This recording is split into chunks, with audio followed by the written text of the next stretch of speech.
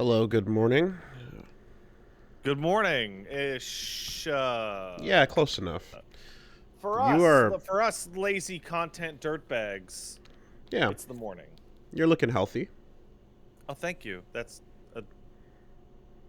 I don't think you've ever said that to me in my life. You mi- But you thank you.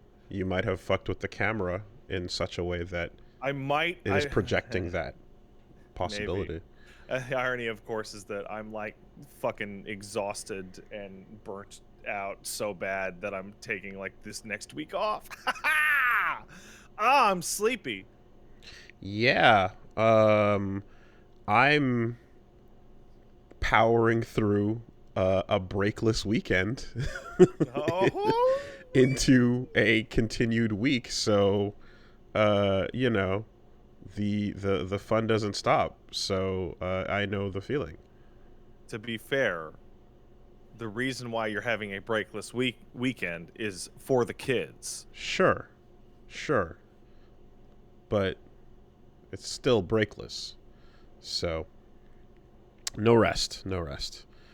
Um, and and it continues. I've got stuff going on all over the place, which is also why we're starting a little early today compared to usual. But yes, in any You case, remember back in the day that you'd have like a 5-day week or like a 6-day week, right? And that'd be whatever.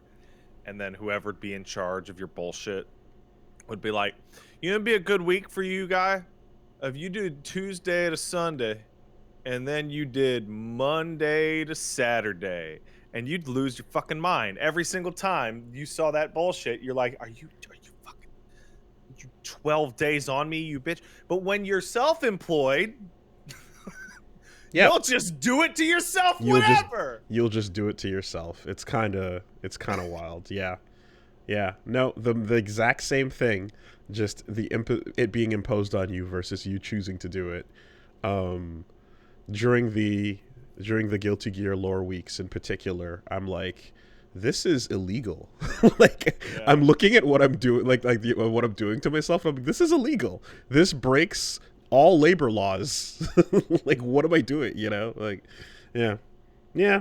Reminds me when I was doing I gotta stream more Elden Ring, and I'm like on day 9 in a row of streaming it for as long as I can per Mm-hmm, day. And mm-hmm, at the end of that day, I was like becoming visibly confused. mm-hmm. Like I was saying stupid shit like horsey go jump bad uh horsey, and just like, okay, maybe not another one tomorrow.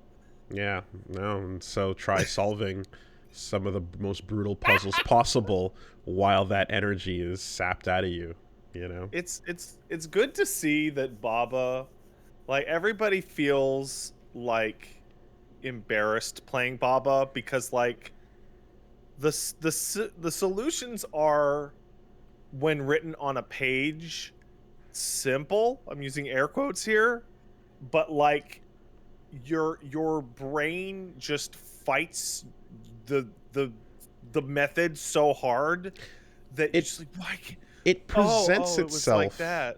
as something that you should be able to clear in an hour or two tops. It presents itself that way. And what the real damage after playing it with and Reggie saw it for the first time there. The real damage was pointing out afterwards that it's like, by the way, we cleared like 6 stages over the Yeah, course of the entire day. infinitesimal amount. you know, and that's the damage. Yeah, yeah. That's and a. it, and it and it's drawn up like a game for children, Mm-hmm. Mm-hmm. like visually presented, and it's like a little sheep named Baba, and it's like, oh man. It's uniquely cruel in how it in what it asks of you, because the way I was kind of putting it together, especially watching through now, again in the beginning of it, and then pushing up against the limits of where I got to last time, and it feels as if Baba Is You is basically asking you to, within a matter of like 3 or 4 like steps, start doing the things that speedrunners figure out like over the course of years to make their games like jank into success, you know? It wants you to acknowledge a system of rules per situation and then figure out how you can modify those rules to your benefit in a way that is like, I guess, programmers and Yeah. theoretical physicists might have an easier time with it. Engineers. But I don't. I Like, remember when Paige played it on her stream, we had like a fucking 20-minute like screaming session where like the concept of Baba can be not Baba just wasn't hitting because it is not intuitive. Like, there's a unique thing to that game. There's a unique fear that, like, when you play a puzzle game and it introduces the rules, those rules tend to then get tested by introducing new variables, new elements, right? And so you progress, let's say, through the third world in a way where they're like, okay, now that you've gotten the basics of all the usual things, here's a wall, here's a flag, right? Here's a key. Oh, shit. Oh, keys and the concept of open and the concept of close, right? And then you go, all right, now here's the and word, and oh, here's a robot and it'll move. And you're like, oh, okay, we're getting complex, right? So each new layer of puzzle introduces this extra layer of complexity that you're like, yeah, this is how it goes in puzzle games. And then you'll get to another level upon succeeding a complex one, where the level itself is the most basic, simple 2 points of input to like solution required. But it appears to be functionally impossible. And the fear that comes in when it's like it's not the adding of elements, it's the subtracting. So it's like you get a test on like, okay, now you've learned all the letters and all the numbers, and now you know how to write, and you can, you know, and then it's like, okay, now take away the complex things and just go down to the basics, and can you handle the basics again? And it's like, I can, but they're impossible. There's nothing there to play with. Like, it just functionally does anyway.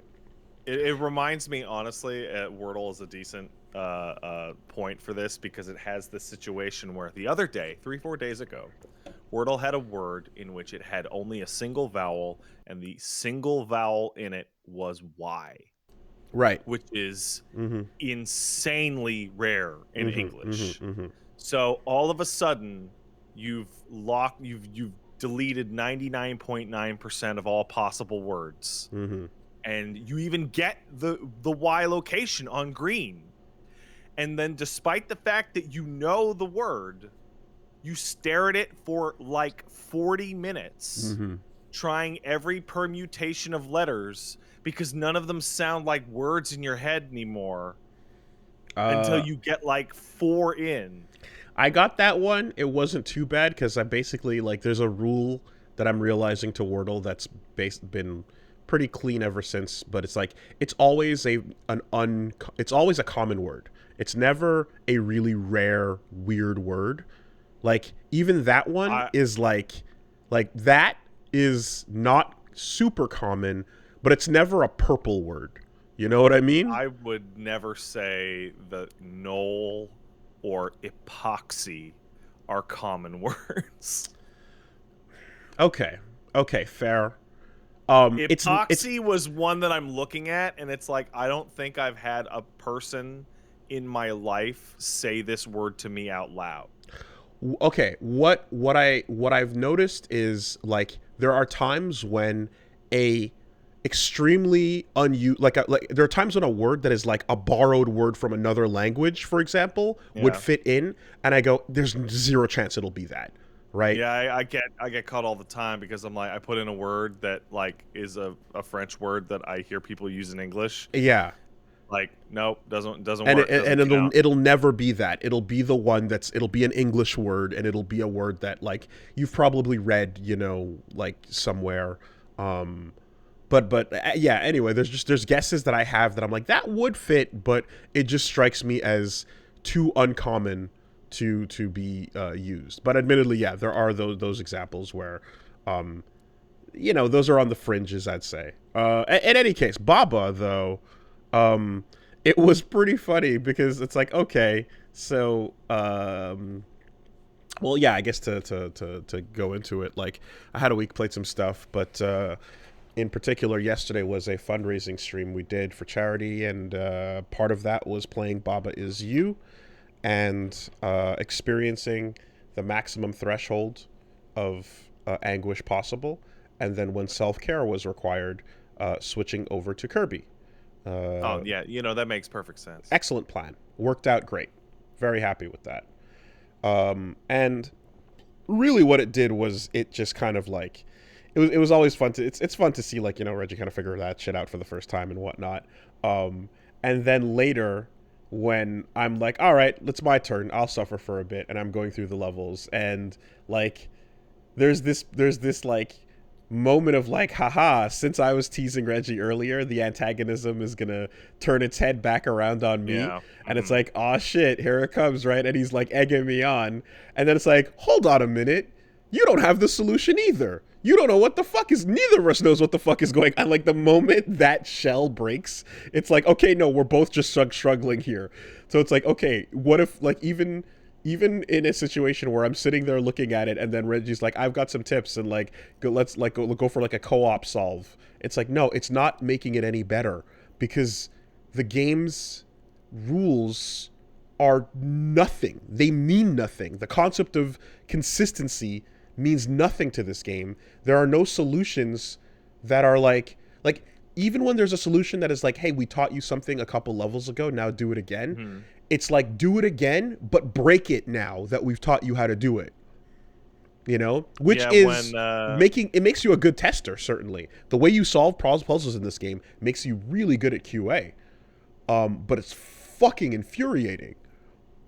When Paige was going through it, I kept having, I think it happened like 6, 7, 8 puzzles where I'm watching it. I'm like, yeah, I think I got it.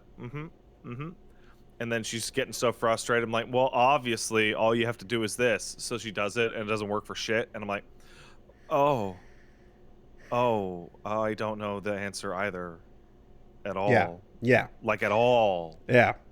And, like literally took a break to just recharge, get a burger. And, like, dude's just like, why does it not feel good when you solve these puzzles, And it's like, because it's not fair. It doesn't feel like you're solving it because you thought up a complex solution to the problem. It feels like you bullshitted your way to the answer, and the game went, yeah, that's what it was all along. Lol. And then it just moves you to the next one. It feels unceremonious for the struggle. It's been like a long-standing like game design idea that puzzles don't need to be smart, but they need to make you feel smart. And Baba shits all over that.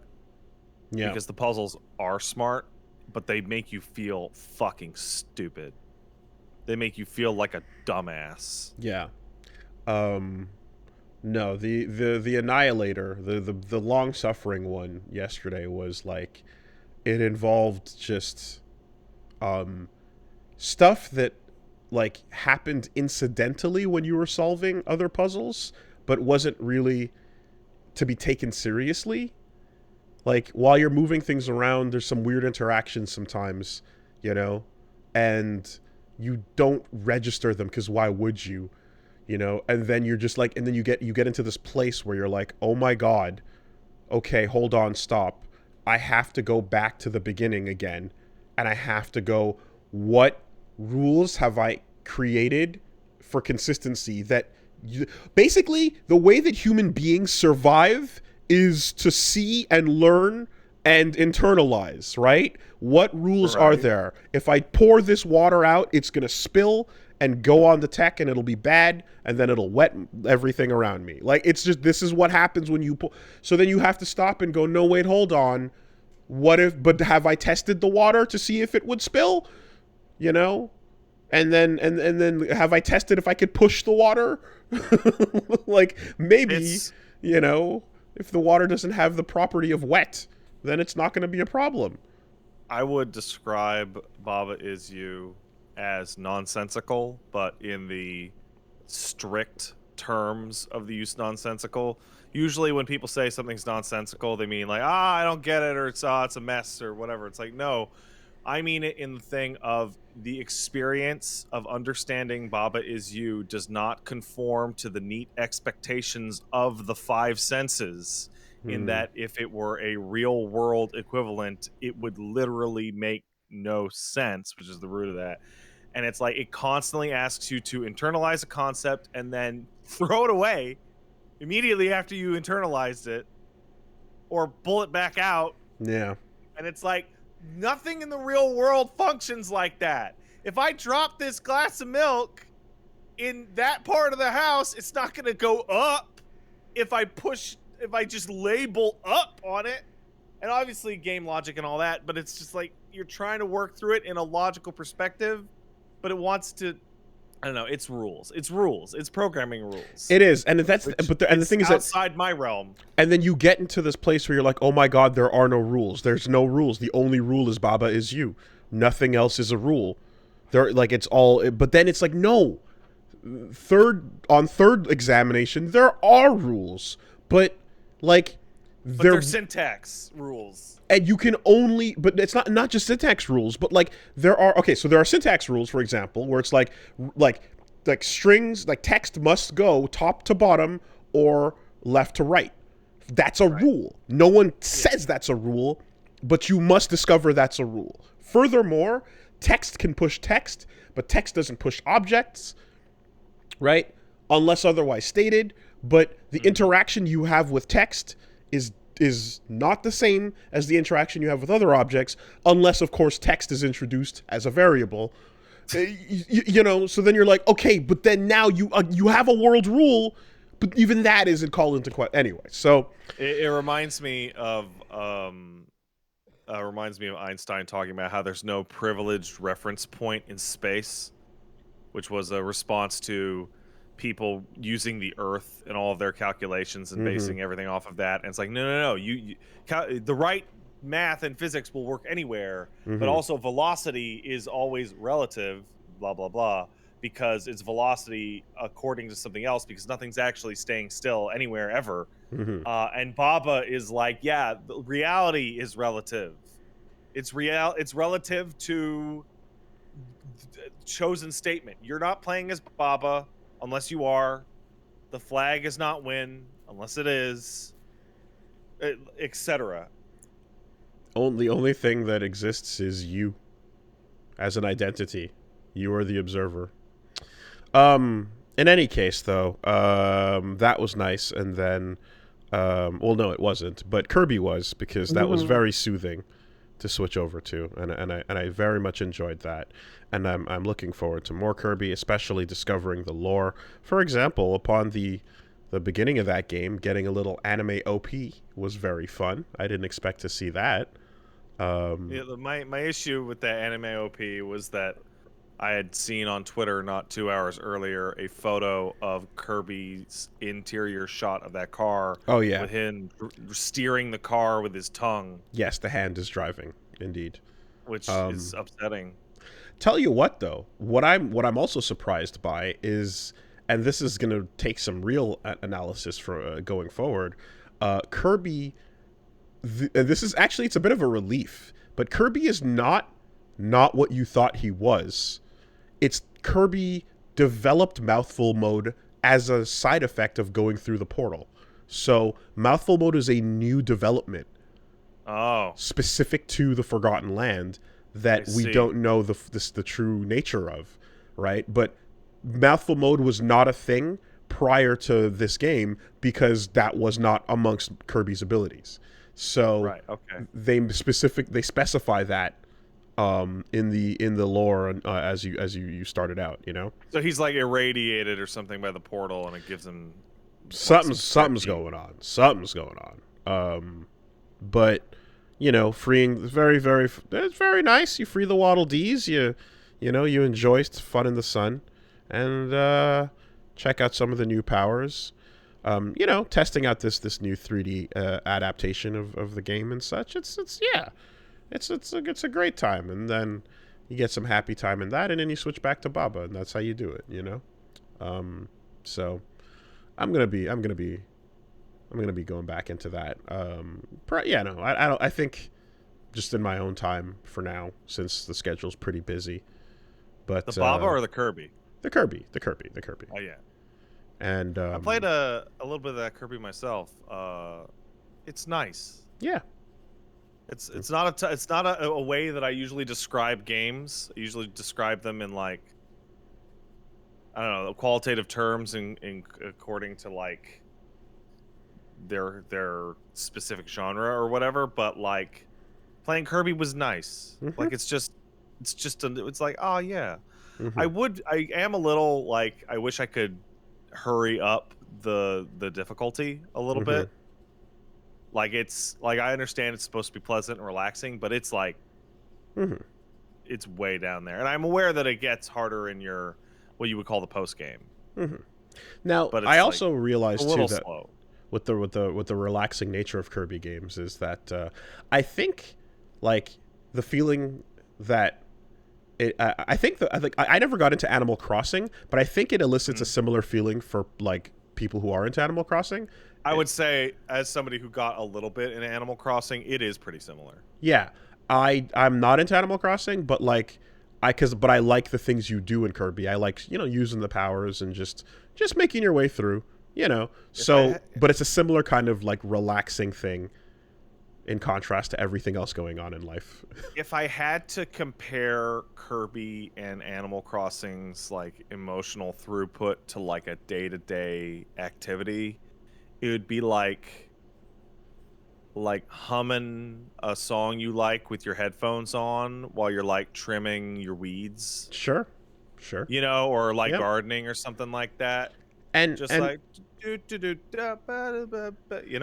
kind of just pleasant, relaxing activity. and I like that that's reinforced by the interview that came out where they were talking, to the devs, and they're basically like going, okay, so like what are some of the things you did since this is the first like 3D, land kind of Kirby game, and they're like, well, so there's some stuff that's like more of a Nintendo touch where you are like visually it's hard, it's if you can't tell if Kirby's about to touch the ground or not because of the camera angle, like the controls will just assume that he's closer to the ground than you think and let you jump again. So that's a fun little thing. Or if you're about to shoot at an attack at an enemy that is not perfectly aligned with you, but it overlaps visually with where your cut or your sword is going to be, it'll just take the hit. Yeah, perspective-based hitboxes is a cool idea. Yeah, so that's nice. And then then they're talking about how like the design to 3D, they Nintendo asked Hal to be like, hey, can you put more enemies in, because it's kind of a sparse environment in some cases, and you need some things for the player to fight, and they're like, okay, and then they gave it back, and then they added like barely anything extra, and they're like, no, you need to put more enemies in. It's a 3D world means more room for more enemies, and they're like, no, it's we don't want to put more enemies around Kirby, it's too mean. We don't want Kirby to feel overwhelmed. So they're like, That's no, weird, man. it's fine, just give him a little bit of a challenge, and that's good enough. That's weird. And that's the same way you go through a normal 2D Kirby game. It's like, okay, there's a couple things on this screen, but they'll feel bad if they put too many things.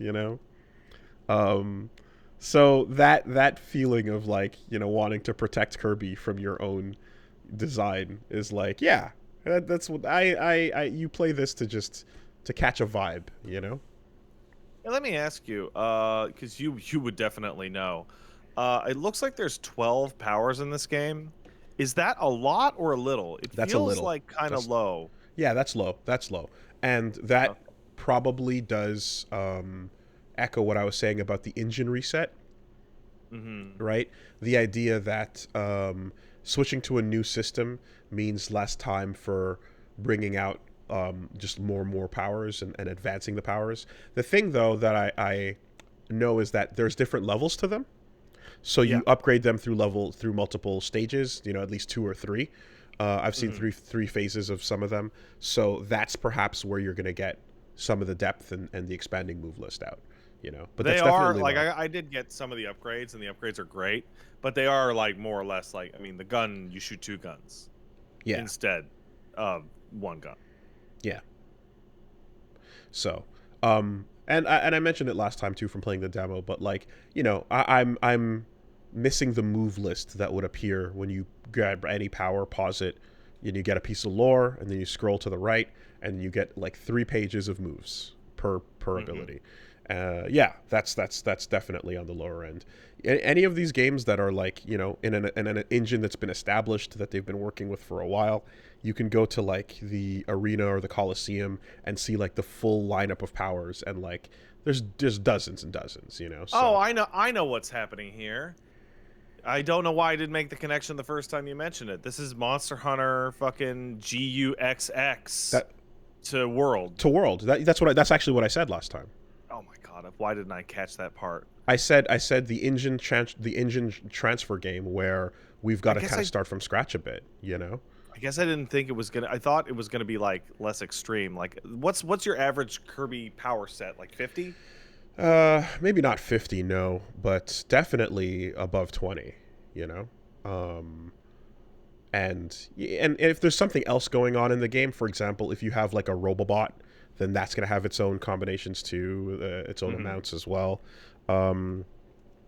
Yeah. You're definitely above 20, below 50, I'd say, in general.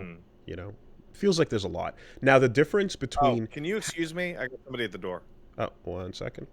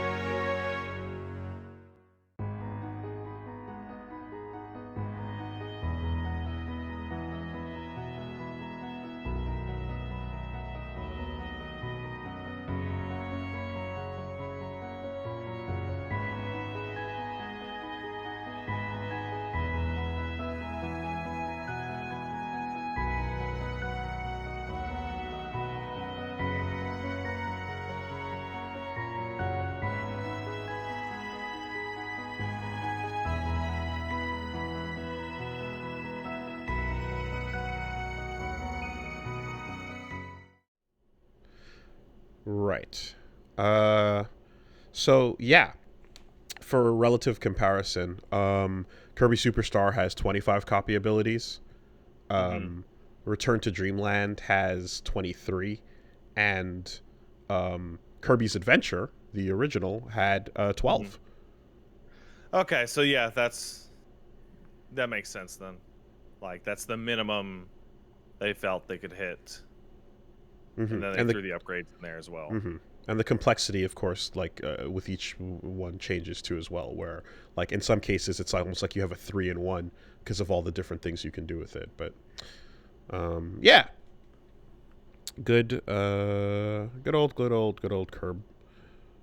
Looking forward to some more of that. How far did you get? I got to like the 3rd series of stages. Okay. So I'd like, say past the water world. Okay. If you're like, yeah, there's the game it tries to put you in a mood. So like it's definitely not something to play when you're like, yo, I'm looking at get in, you go hard, you Oh know. no, definitely not. I will It's say though that like the transformations like continue to like genuinely bother me. Like okay. I made a lot of jokes about it, but it's like the cone one where his like mouth is like stretched over and doesn't get Oh, the all the way mouthful around the modes. Yeah, cone. yeah, yeah, yeah, yeah. Yeah, and then the ring light. Well, I don't know what to call it, Mm-hmm. but the ring one, like just this it's upsetting to me. Like it makes me upset. Yes. Yes. No. Mouthful mode is. Um, I'm. I'm still trying to parse what's going on and what they're going for. Um, but yeah, yeah. We'll see. What was also a very fun was yeah, getting to fighting games this week. Went back, played some classic CVS2. Hmm. Just popped that shit on, and Man, how come that hasn't gotten like some decent re-releases like ever? well, the long story short is that SNK, up when they kind of went under and then had to rebirth themselves as Playmore, a lot of the staff that they used to have were gone, and Capcom staff changed over the years. So during the CVS one, CVS two, Card Fighters Clash, etc. eras, there was a friendly rapport between both companies that was very, and they were very tight. And now they're not they don't know each other as well anymore, and they said that basically they'd have to like drop new deals and such to Oh, that sucks, to dude. ever do it again. But they Because CVS One and CVS Two are great. but it's not off the table. It's just that yeah, they were much tighter, back in those days. And I mean, shit, you would see like names and battle planners go from one studio to another, and Hmm. be names that were in the same credits, right? So yeah, CVS two in particular, man, like that's just a fucking one of the best of the classics, and like that was the one that was ported with 2D Will Never Die on the spine, in 2002, right? Yeah. But one of the Never. things, yeah, one of the things that I mean, they're not wrong in the sense that 2D gameplay will never die. Ooh, that's not what they meant. You know it. It's not exactly, but but the statement was inclusive of that though, because they were also in an era of like Power Stone and other 3D things starting to happen. Soul Calibur, all of that was popping Yeah, and off, Tekken, and Tekken, of course. which is now the closest thing to CVS Three as you'll get. But but what we'll get is like, well, the proposition at the time, and I remember early on trying to be like, why don't fighting games just do this? Is the 2D fighter on a 3D plane, right? This was before that Yeah. was a concept that was like regularly understood, which is why Battle Yeah, Fantasia the only was time, special. yeah, the only time you talk about it would be like Battle Fantasia and God, what was the other one? Like Slap Slap Happy Happy Rhythm Rhythm Buzzers. Buster. Yeah, Oh man. yeah. So we finally got to the point where it's like, okay, you can get the cool, sharp, new, attractive visuals of, shiny 3D, but you can still feel the way a 2D fighter does and not lose anything there. So, but anyway, CVS2 though, the thing that going back to that really strikes me with is, man, the era of old custom intros between two characters was the best. And nowadays, it sucks when the games don't even bother to do anything or try. The compromise that we got was like the win quotes in a lot of cases are going to be like the win pose will be the generic and the win quote will be specific to the characters, and then you have Strive and Mortal Kombat that do the banter, right? So they do the line rebuttal and third rebuttal as a formula thing, and there's some great bits in there, some really fun intros in Mortal Kombat and some fun interactions in Guilty Gear that are like a nice piece of personality. But I liked the unique intros as well that we used to get. Like I liked when you would see Yamazaki throw a knife on the ground and call Terry Andy. I mean, to me, the biggest like jump from it was like, Street Fighter 4 has Ken walking in and he's shaking his arm and he's getting right Yeah, in. yeah. And then Ryu comes in and is like, it's the heart of battle. And then I'm like, yeah, that's visually cool, I guess. And it's 1/1000th of as cool as Yeah. them just touching gloves before the fight in And first just strike. starting it. Exactly. And that's the problem is, like, even if they have a line that references a moment or something lore specific, like SVC Chaos had that too, right? SVC Chaos had unique conversations between both fighters for every single matchup, and that was really fun as well. But there's nothing on the level of just Ken picks up Terry Bogart's hat, Sorayo, and tosses it back at him, and then round one fight. Like, that shit's so sick. You know? It's an action, and it's a unique animation. It's more than just a line, you know? And I that's what I really would love to see. The problem is, of course, is the effort it takes to do that in 3D is even more. It's a unique cutscene you have to create. Yeah. You know? Reminds me of when Virtua Fighter was like, okay, guys, we're gonna do it. We're gonna make unique throws for everybody's, like, rig. For every throw, including Taka. Like, holy shit. What an absolute gargantuan use of resources that they could only get away because Virtua Fighter has a much smaller cast than other fighting games. But, like, still, goddamn. Shoutouts to Alex in Tatsunoko versus Capcom, who will do a stun gun headbutt on anything, and if it lands on the PTX, he just grabs the top part of the cockpit and slams his head into it. And if it lands on Roll, who's the size of his up to his knee, he crouches and then just does a bunch of little chest slaps, real low to the ground. It's great. It's great. You got to customize it for everybody. On the other hand, there is always the appeal of having, like, one animation and them just struggling to fit it on the wrong character size. Yeah, yeah. That is like Zangief doing a fucking SPD to, like, Mega Man in Marvel 2 looks like shit. Yeah. Just flip him upside down. I mean, it's the school of suplex the train, right? Like, that's the idea. But I miss those intros. I really do, and I you know, I'll take the fun quips. I'll take the custom outros, but it would be nice to have those in. And there's other little features too that, like, you know, just you don't really see as much. I know that Blaze Blue. Well, Guilty Gear had a little bit of this because Guilty Gear, when you go to the sound test, you realize that back in, like, Accent Core.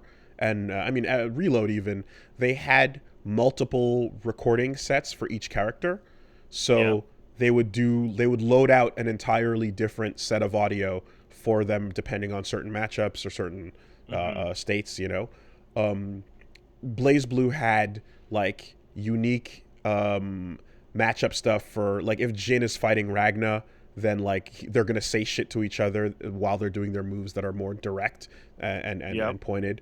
And then, of course, there's the rival battles in Street Fighter 4, where in the middle of the battle you would hear automatic taunts, you know, and, like, that stuff is kind of fun too. I wouldn't mind the ability to work that in.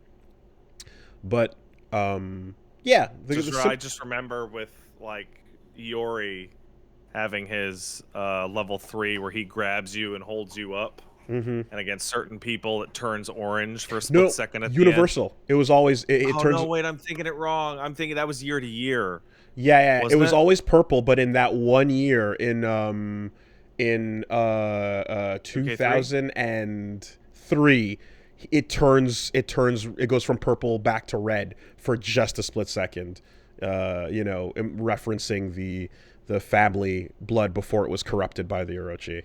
Yeah. That shit's dope. CVS2 was just a great time. And then, you know, also going back to a game where you're like, this thing has 6 fucking grooves to pick per character. Like, you customize. Groove? What the fuck is? You want parries? You got your parries. You know, 6 grooves per character, and then multiple ratios to assign to each one. And you're like, damn, this thing lasted this long because of like infinite matchup possibilities. Like it's Oh, so 100%. so huge, and fun to see that stuff.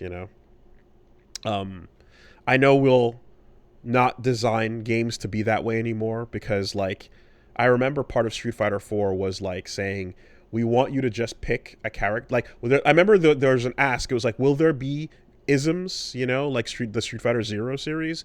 And at the time, they were like, no. We kind of, as this is a restart, and we want people to remember the simple things like Street Fighter 2. We want you to just pick a character, and then that's it. And then eventually, it's like, okay, we'll pick an Ultra. You're fine. Yeah. But And then pick yeah. a V skill. And then we slowly we bleed it back in over time. But for that initial moment, just it's just the character I want. Look, it's Cammy. That's it. Yeah, I like the ability to like to have different styles and different grooves and different isms and all that. That's a lot of fun too as well. So yeah, CVS2 is fucking great. Got some good matches. I love the free ratio system so much, dude. Yeah. It's This like, tournament is held under the free ratio system. It's like those days where you're like, yeah, I don't care. I want Sakura just to be the biggest Sakura ever. I'm gonna do it. Fuck it. Ratio 4 Hao Maru. Let's see how big that slash can go. Hold forward, press hard punch. Half your life bar. Shut the fuck up. Don't get hit by it. Yeah. It was fun. Good times with that. So, yeah, all that and more coming, of course, on the channel. Elden Ring continues, and yep, having fun with that, of course. Going about things. Speedrun's now down to 18 minutes. That's cool. They figured out how to teleport by holding block. It's the weirdest thing I've ever seen in a game. Jesus Christ. You just hold block and tap forward a couple times, and your character just leaps forward like 3 kilometers. Oh my god. So, like, the start of the speedrun now is you know where Vare is, right at that bonfire? You just hold block and tap forward, and your character just instantly transmits next to the bonfire that gives you torrent. Not even on the horse. You don't even need torrent. Wow. No, well, you go and get torrent. Like, I assumed it would be some like get knocked off of torrent at a certain velocity style, Well, bugs. fun fact, if torrent is dead and then you summon torrent and then summon torrent immediately afterwards on a slope, torrent gets stuck on the original incline. Yep. So you can use it to just walk to the final area. The open world will always be a bug wasteland. There's just nothing to be done about this. No, it'll never be clean. We saw like the hardest defense ever was Breath of the Wild because it was so clean. But even that, after about a year, some of the dumbest combos started coming about. Well, what if I sit on this tree and hit it with the stick 5 times at this time of day facing this direction? Pause the time. Stick flies all the way up to Ganon's asshole. Yeah. It couldn't resist forever. But yeah, that shit's really fun. And there's a really weird, unique thing that like no one that doesn't do this kind of weird gig for a living can possibly understand. But like there is the thing that is like, okay, there exists in this game the woolly sword, and when Wooly gets the woolly sword, is he going to use it? And I'm like, well, it's a really cool sword. It's really cool. It feels kind of weird that it's like, do I have to, No. But despite all it also got nerfed right before you got to it. Certainly. So there's that too as well. I'm also sad about the nerfing of the turtle shell because I really wanted to use a turtle shell the whole time. And so they nerfed I heard it was too much. They nerfed it because it was too good. It was a 100% physical resist shield that had pretty good guard boost, but it was also the stamina shield.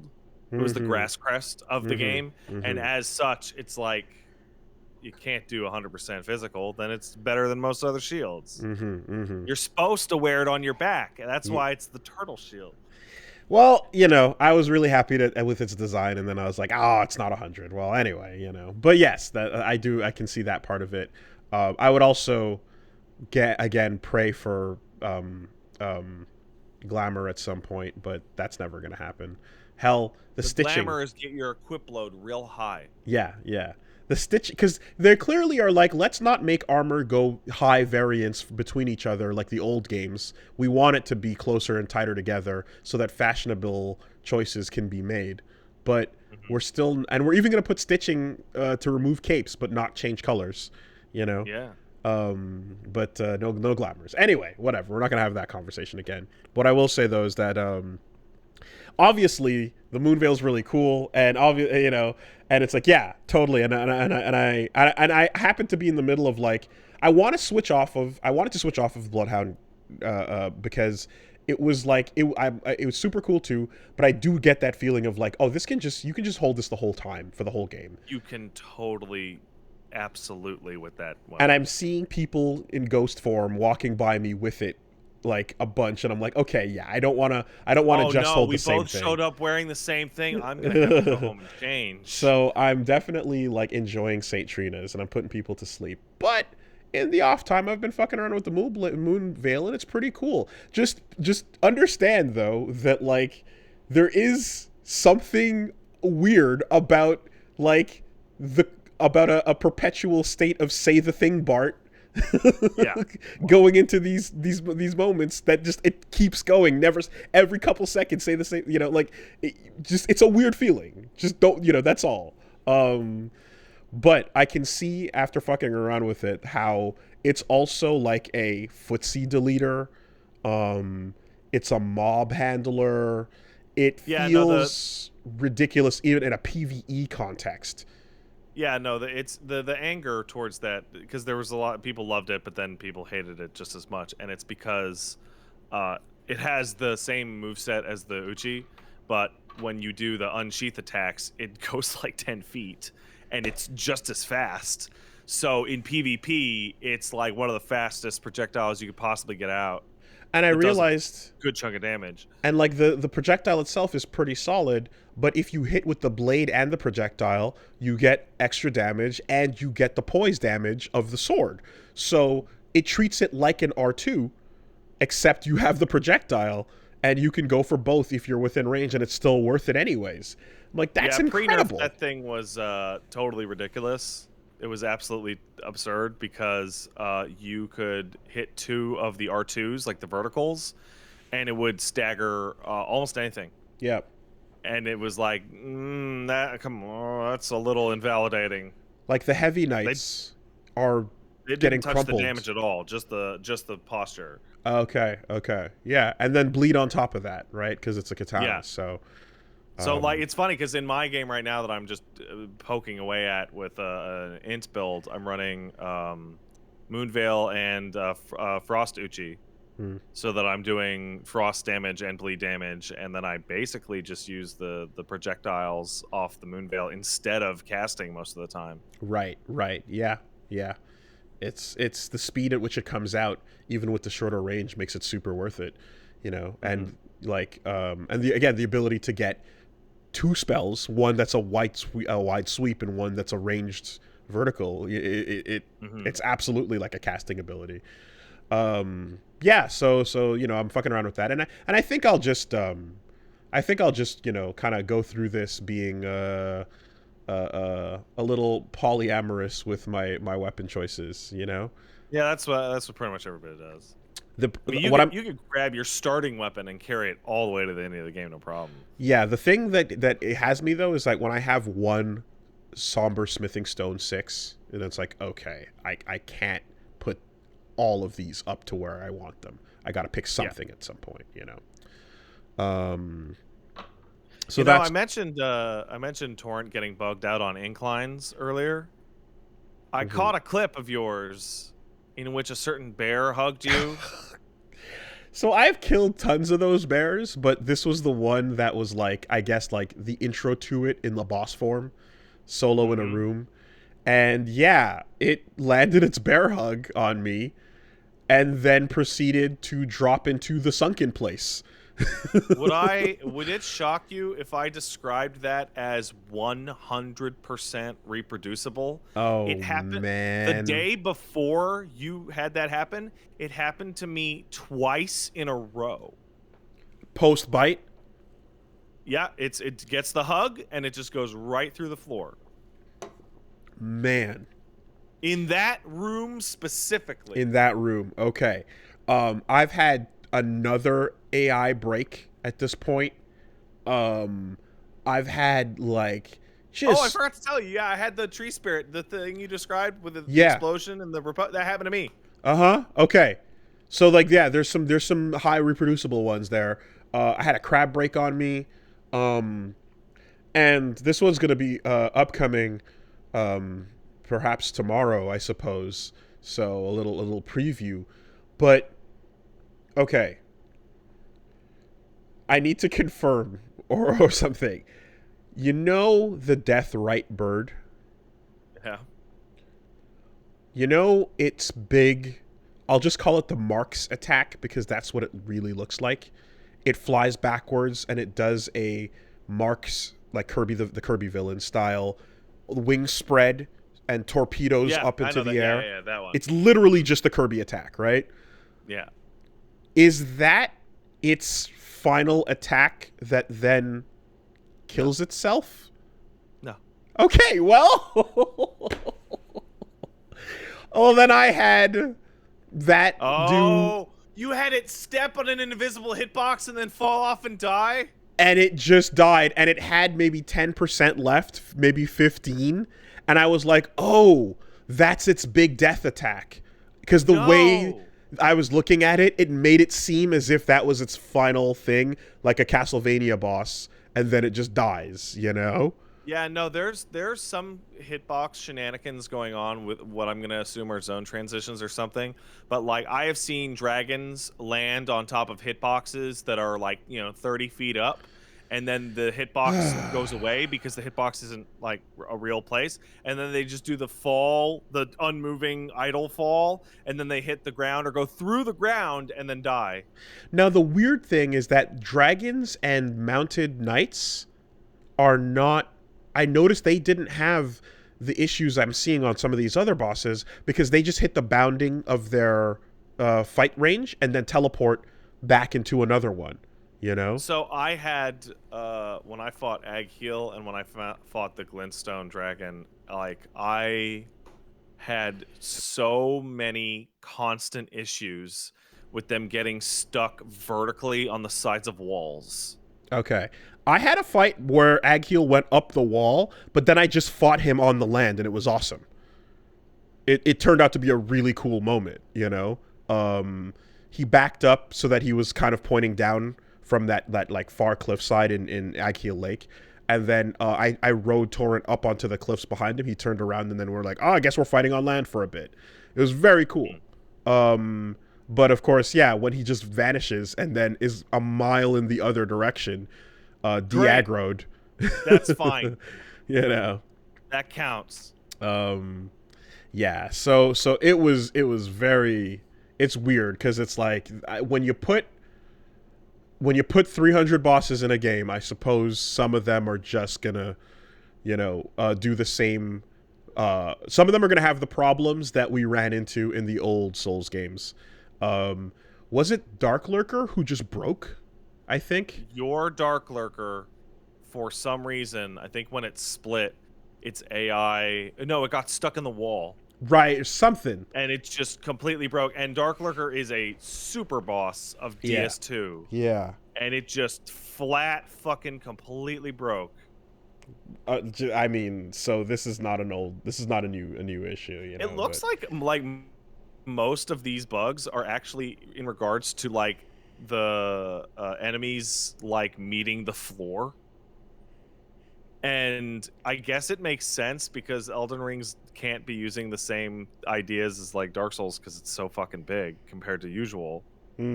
But like, Yeah. yeah, no, just enemies just constantly fucking like freak out on inclines and die. And that being the solution of if the thing breaks too hard, just kill it is all right. Yeah. Can't, because there was a bat who survived under the floor, like I said, and that was a bigger problem, because I'm like, well, now Yeah. I'm stuck in combat with you. That sucks. I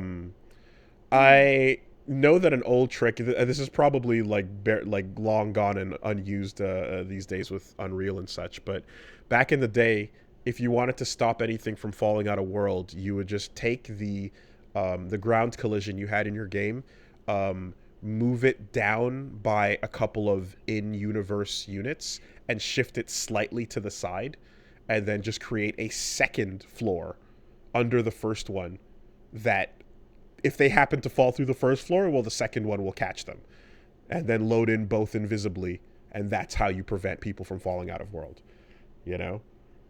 If I remember correctly, you've brought this up before, and I described that that's what happened to, or at least that's what people think happened to Red Dead 1, where horse hooves would get stuck in between the two, which would rocket them out to space because the physics would freak out. Okay, yeah. Because that was a solution, old school, for just like, okay, we can't be bothered to individually patch these floors properly. Just create a catch-all for the whole thing, It's goofy, but it works. You'd be surprised how many goofy solutions you have to come up with for things like that, or for like when you're doing like a low poly model and you're cutting corners on shapes. Anyways, yeah. So Elden bugs continue, and that's a good time. Have you? Last thing I guess on Elden Ring. Have you had to do any grinding for a set that you wanted? For what I wanted, sorry? A set. I would have had to if I wanted to use a set that I had to grind for, but I didn't. I just used the ones that I picked up. I used the Royal Remains set for like most of the game. So because it had a skeleton head on it. I went looking for there's two sets in particular that I was trying to get to completion. I went looking for the knight set of like, the captain who's in front of the storm gate. Yeah, that guy. Yeah. I wanted to, right. I went looking for that, and then I went looking for the knights that are in North Liurnia that cast as they ride, the cuckoo knights. Okay. Yeah. So yeah, I was trying to get the full sets of like, the Cuck Knight and the whatever Godric Knight, and it was kind of crazy how I know I have low arcane, so my item discovery is not what it should be, but I'm like putting on the chicken foot buff, right? Silver foul foot, to find higher item drops, and it felt really, really ridiculously low sometimes. And I don't know what the drop rates are or if people have figured them out, but like, I mean, the amount of times I had to just run back and like go through 4 of these things to get some gauntlets, after they drop, like sometimes they drop multiple things, but they're so low. The drop rates just feel so incredibly low in these 2 examples that I'm just like, is this the whole game? Because I got lucky with some things, but I haven't. These are the only farming moments I've had. I haven't farmed anything. The only thing I farmed was runes. Okay. And almost all the equipment I actually wore was found or like reward equipment. Interestingly, I'm basically like the runes I'm getting in those times, I'm not spending on levels. Like I'm just like buying extra twigs or arc rune arcs or things like that. Right. But yeah, in all the runs, I know, like, I feel like at one point, like dozens. I feel like I had to do dozens of runs through like 4 of these things to get like 1 drop with the item finder item on me, and it's so low. I I guess that's intentional, but it's fuck, low man. enough that it feels like when I was going through, my experience wasn't oh man, it takes so long to grind these. My experience was, oh, these guys drop their gear? Like I would Mm, have killed like 100 Radon soldiers and one mm. would drop their helmet and I'd be like, oh, you can get this? Or a weapon in some cases, where it's Mm-hmm. like, oh shit, like the you're like, oh, the miners might drop their staff, like, oh fuck, Mm-hmm. that's you go through a bunch, yeah. Yeah, and by comparison, I had like 6 brass shields and tons of the miner staffs, Mm-hmm. but I couldn't get like I have like 6 Godric arms, right, and 1 chest but no feet. Right, exactly, yeah. So I was missing arms, and I was like, and I had a helmet, and just trying to figure it out, because whatever, fashion. I guess, like, I'm wondering, it's like, I know, like, these drops and these drop rates forever have been, like, there's such a pop off when it's like, oh, like, for example, like, oh shit, I got super lucky picking up the baller swag sword, right? Right. Or like Reggie having some crazy luck in an early game, going like, oh my god, I can't believe you got that because of the drop rate on this thing or that thing. Um, it makes me kind of wonder if there's like a better system for that Yeah, the randomness. system is to run an arcade build. I guess just an item finder, like build specifically. Yeah, Yeah. yeah. I mean, it would be nice if you like didn't have to. It feel well, um, you don't have to do anything. You beat the game in 18 minutes. right. But it feels like the kind of thing in which like they don't like it feels low enough that the design isn't you should go and get the full set by grinding for hours. It should be like, oh, you're like, oh cool, it dropped, and then like move on to a new area. Yeah. But that's not the reality for many people. Well, because it depends on how much you care about what your looks are, right? Or Mhm. how your style is going to be. And I know for me, I'm just like, I'm wearing what I like of what I pick up until I see something where I'm like, I want that. I legitimately want to do that, you know? Um, I mean, I had that back when it was like when I got the skeleton, the predator head in DS2, back then. Right. And I have that moment in these games sometimes. And in this case, for example, like, yeah, I spent most of the game kind of going like, well, or most of my playthrough so far going like, I'm gonna mix and match what seems cool. But if I see a specific set that I'm like, no, I'm gonna stop and get this. Hmm. I know I'll enjoy myself more because I care about the fashion. So, Have you gotten uh, the Enchanted Knight set yet? I don't think. Oh, from the demo, what that is? Yeah, I yeah, don't. yeah. No, I don't think so. No. Okay. That one looks great and is great, and you'll probably like that for a good long ass while once you get it. I did get the Cuckoo Knight set though. I did eventually get it. So I have that, and I do have the as well as the Godric one. So I essentially got what I was looking for. But those are the only 2 enemies I saw in the game where I was like, I want what you're wearing, like the whole thing. Give me Hmm. that. Um, and I imagine, well, going through the Stormvale, the exiles, like they just drop Right? their shit way more frequently. Like I got a bunch of Yeah, those, weirdly fast and lots of it. I had and tons of it. exactly. So those were not much of a problem. Um, anyway, cool. Yeah, Elden Ring. All of that continues, as does Final Fantasy VI. Over on Wooly Versus. Be sure to check it out. Plus, we got some specials and best ofs that are coming out too as well. Um, and yeah, I think as well as, and then we're gonna put up the stream archive too of the charity stream. Thank you to everybody who came out and supported the pretty good cause, I'd say, for them kids. That's what basically it's just everyone is just like, yeah, for the kids, which is which is good. And yeah, no, happily I can say that we raised above 10,000, just above that we got to 10,800, which is enough for 3 portable stations to the children's hospitals. So thank you everyone for that. support. And true to form as always, enough to run a tournament is what you said. Yep. You can run a full bracket with at least 3 setups. You can do a solid, you can get like a 64-man done, with 3, or you can do a smaller bracket with a side tournament even if you wanted to, like a local major even. So yeah, good stuff on that.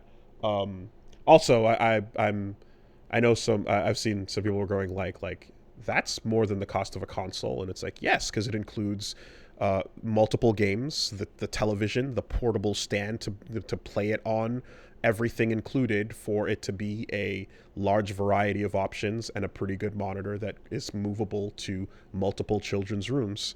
So it's not just an Ouya and Oh God. and like a handheld screen. So yeah, they're building them a proper setup. So thanks to everyone for that. Good stuff. Good stuff. Is that pretty much it for your week, man? Pretty much. All right, let's see. What the fuck did I play this week? Well, I talked about what do you call it? I can't even remember the fucking name of it. Tokyo Ghost Rider? That's not the name of the fucking game. Ghostwire? Ghostwire. Thank you. Yeah, no, I talked about that before. I talked about Kirby. I took a look at Weird West. Are you familiar with this at all? What's that again? So it's a Devolver game, and it's an immersive sim that's done from like a top-down perspective, like a Fallout game. Was there a trailer for it in their wacky direct? In their wacky fake video game that they put out as a direct? Yeah. Yeah, there was a trailer for it. Okay, yes. It's really cool. It really just feels like I don't know how to put this, but like an alternate future for like the Fallout series. That is like, not just that is not Outer Worlds. that is not out. No, it's not Outer Worlds. No, it keeps the same kind of perspective. It does change it to like real time combat with like shooting guns and whatnot, but it's focused on like, do you want to use your skills? Do you want to use your sneaking around? Do you want to use different kinds of RPG mechanics? Like, it was really fun, and the setting is, I mean, it's a weird Wild West with pigmen and magic. It's just it's very cool. That's it. That's all I got to say about it. Does it have the trademark like Devolver family style of? I wouldn't say so. No. Okay. I will say that like it was a little sad that it was going to be an iSim and that it didn't have key codes or anything like that, because for an iSim to be an iSim, you have to have the first key code be 0451. Only for the first quest in the game to have a guy give you a safe combination, which is 0451. So thank goodness. Yeah, that's. Hello. Yeah, no, I'm just like, is that's like your Deus Ex legacy, right? But I want to say it's System Shock 1 legacy, actually. I was gonna say, where did it start? Yeah, okay, all right. Yeah, and they just all have. It's just the only one that doesn't, that I can think of, is like Deathloop, and Deathloop. If you try 0451, it basically gives you an achievement. Goes, nice try, but no dice. Okay. And I also took a look at Norco. Have you seen or heard anything about Norco? Is. Okay, I don't know how to describe Norco. Let me think about this. Okay, did you watch True Detective Season 1? Yes. Okay, do you remember how True Detective Season 1 had those really long driving shots of showing off that, like, rural Louisiana might, in fact, be the most godforsaken fucking place on this earth? You're in hell. You are in hell, and the Yellow King is just doing what he should be doing.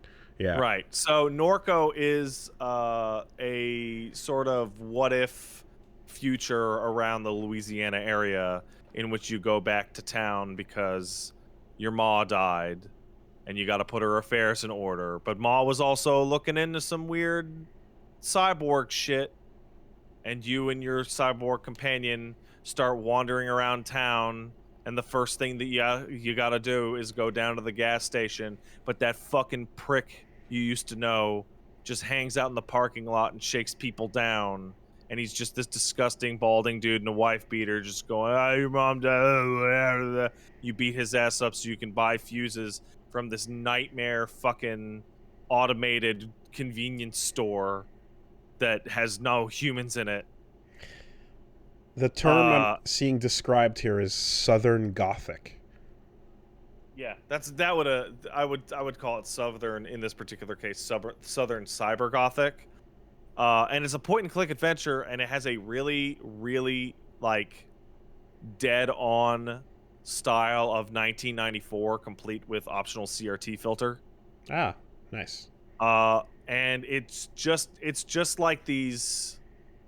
It's just these like constant, like you click on something and it'll give you this long story about how the house that you guys bought flooded 3 times, and how fucking mad your mom was, and how she didn't really love your dad, but it was a whole complicated fucking situation, and how they're getting too old to bring out the drywall, blah blah blah, and then the robots. So it's like all this like very like classic, like I'm gonna call it like misery Americana storytelling. Okay. But also there's a robot there in a spot here or there. Was there a cyber treme going through Nolans, you know, with the mechanical trumpets and such? Well, I'll tell you what, one of the very first things that happens in the game is that your mom can't make ends meet for her cancer treatments, so she ends up getting fucking wrapped up in a fucking crypto fucking shit, and has to go to like dead drops to some fucking convenience store that can't sell anything because people don't want these shitty fucking tourist trinkets, and she's having to try and figure out how to buy a 12-year-old hot dog with fucking crypto bucks because nobody fucking takes anything but cash, but I don't have any cash. I just got these Wumpa coins or whatever the fuck they are. It's a fucking weird game. I really like it. It's like, but I hope you like reading. I really hope you like reading. And kind of being sad. Well, I'm looking at screenshots and I see it's got that full on like there's a permanent text box on the right side of the screen, it seems, in almost every screenshot. No, that's just every screenshot that got taken that you're looking at. They happen to have clicked on something. So it's not like disco. I mean, functionally, if you were like looking at a video timeline and scrolling through, it would look like there's a permanent text box on the right side of the screen. It does share like a similarity kind of in tone with disco of not quite the real world, but also like dirty and miserable. Mm-hmm. It's good. I really like it. Cool. Beautiful art. And is that it for me? I think that's it for me. Okay. Is this all pixel art? And then I'm going to look over and see people going, "You forgot about this." Is this all pixel art or is it 3D? This looks like it's all pixel art. It is all pixel art. Yeah, okay. Yeah, it's all pixel art. Yeah, that's it for me. Cool. The next stuff that I'm going to be putting on my channel is all going to be pre-recorded stuff this week. I got some best of compilations, and I got some Pillars of Eternity things that I recorded. So those will go up like as normal at 7 p.m. Tuesday or Friday. But aside from that, I'm basically just be like catching some Z's. Okay. Oh, and that's at twitch.tv/petstaresat. That's where you should go. Cool. All right. We can take a word from our sponsor. Let's do it.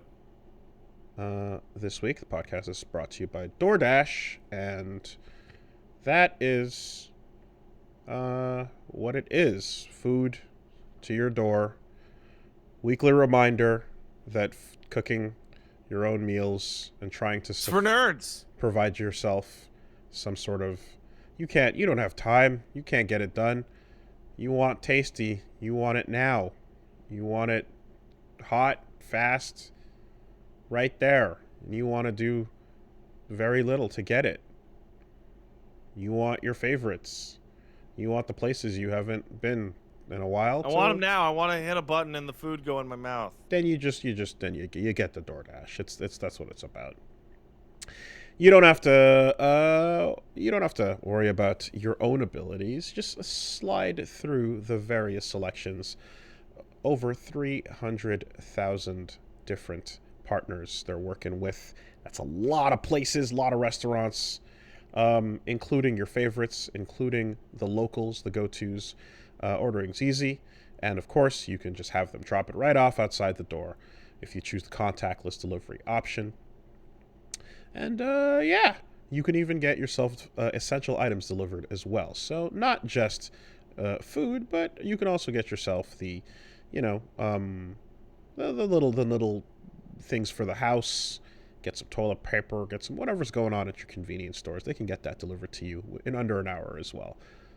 Late night snacks, all of that available. For a limited time, our listeners can get up to 25% off and zero delivery fees on their first order of $15 or more when you download the DoorDash app and enter the code CASTLE. That's 25% off up to a $10 value, zero delivery fees on your first order when you download the DoorDash app from the App Store and enter the code CASTLE.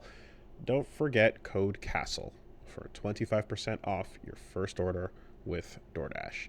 Subject to change, terms apply. Thank you, DoorDash. Thank you very much. All right. What's going on here? I don't know. You're the one with the docket. Yeah. Okay. Well, there's been some rumors, and I was hoping that they would be confirmed by at least the time of going live, but unfortunately they're still in the rumor phase. Let's just say they're confirmed, and if we're wrong, we'll just say that we made a mistake. Well, blame Bloomberg in that case. But a Game Pass competitor from Sony is apparently coming very soon. This week it's going to be revealed at some point, perhaps even I saw a lot live of people as we talking speak. about this. Codenamed Spartacus, and this will be the way to challenge Game Pass. However, immediately alongside this rumor is the possibility that while it will be a Game Pass challenger, they're going to have like a merging of like PlayStation Plus and a couple other things into it.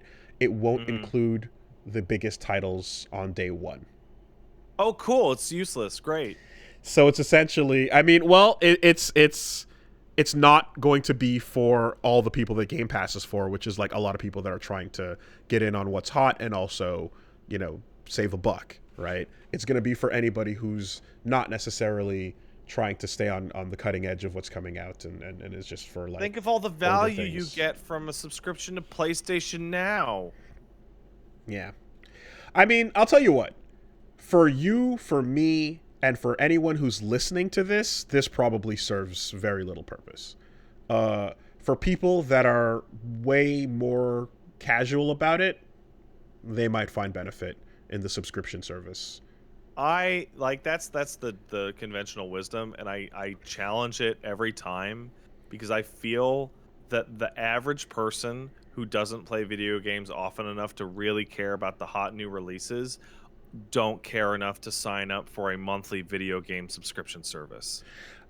I think so, but I mean, I got like every once in a while, like when you. I mean, I talked to, like, for example, like some of Punch Bomb's friends and, about like, hey, what are you guys up to? What have you been playing, And I'm kind of finding out they're like, oh, yeah, like one of them might be into Elden Ring. And then, some of the others are like, oh, yeah, I just, they're just getting around to like something from last year or something, like, oh, I picked up the Assassin's Creed or something.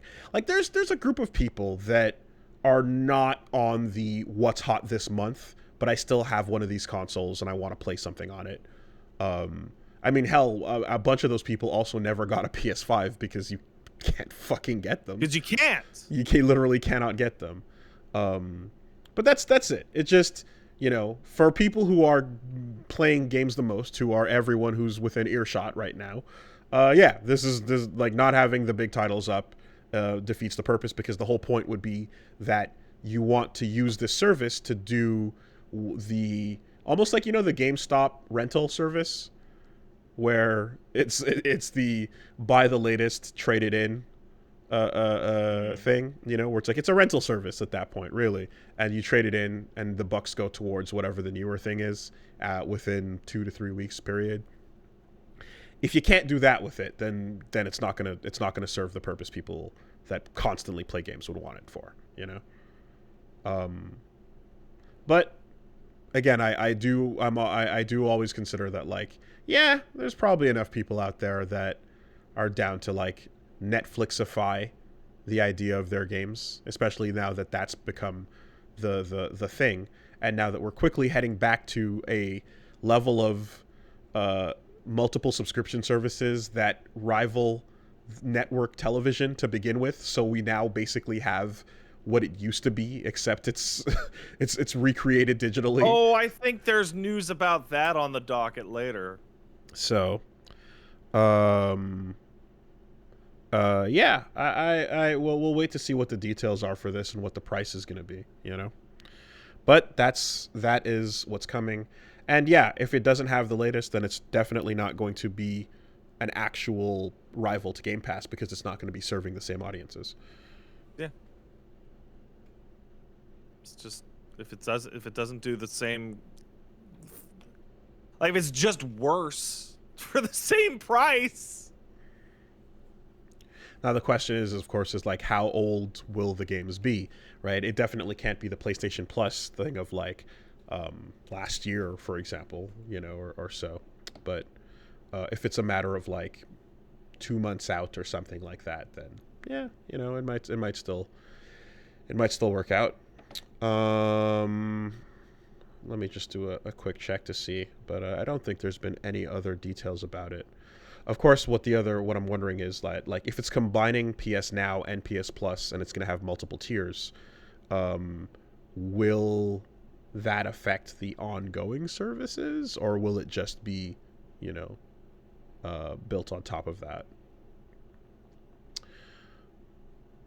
At a glance, yeah, we just gotta wait for the official reveal. Yeah, I wonder if I always wonder when these things like leak out like this, that they leak out these details to gauge the reaction and see like if people go, why would I get that if it's not day and date? High likelihood, huh? Behind the scenes. Yeah. No, I don't. I think there's strategic. I think we absolutely live in a world of strategic leaks where the marketing team wants to gather data on how people feel about things. Totally.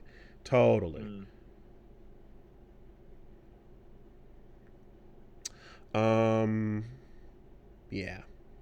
Now the other thing too is like, if there's a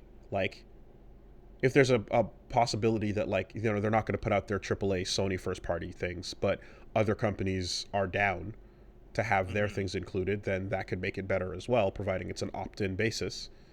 And you have to wonder if so the way PlayStation Plus worked with its free games was that every time someone downloaded it with their purchase, with their PlayStation membership, that would count as a purchase, which Sony would pay for behind the scenes at a bulk rate, right? Yeah, that deal rules. Every purchase you make through a download of the service is actually going to the developer at a bulk rate, like individual copies sold. If that's happening here, that would still be a very good deal for all developers. That'd be incredible. And if Sony's taking the basically the cost of the subscriptions and putting them towards that purchase, then yeah, the devs win and players win out. That's a great deal. But the other thing is like, what if it was, okay, there are the latest titles on it, but you have to pay for a super tier,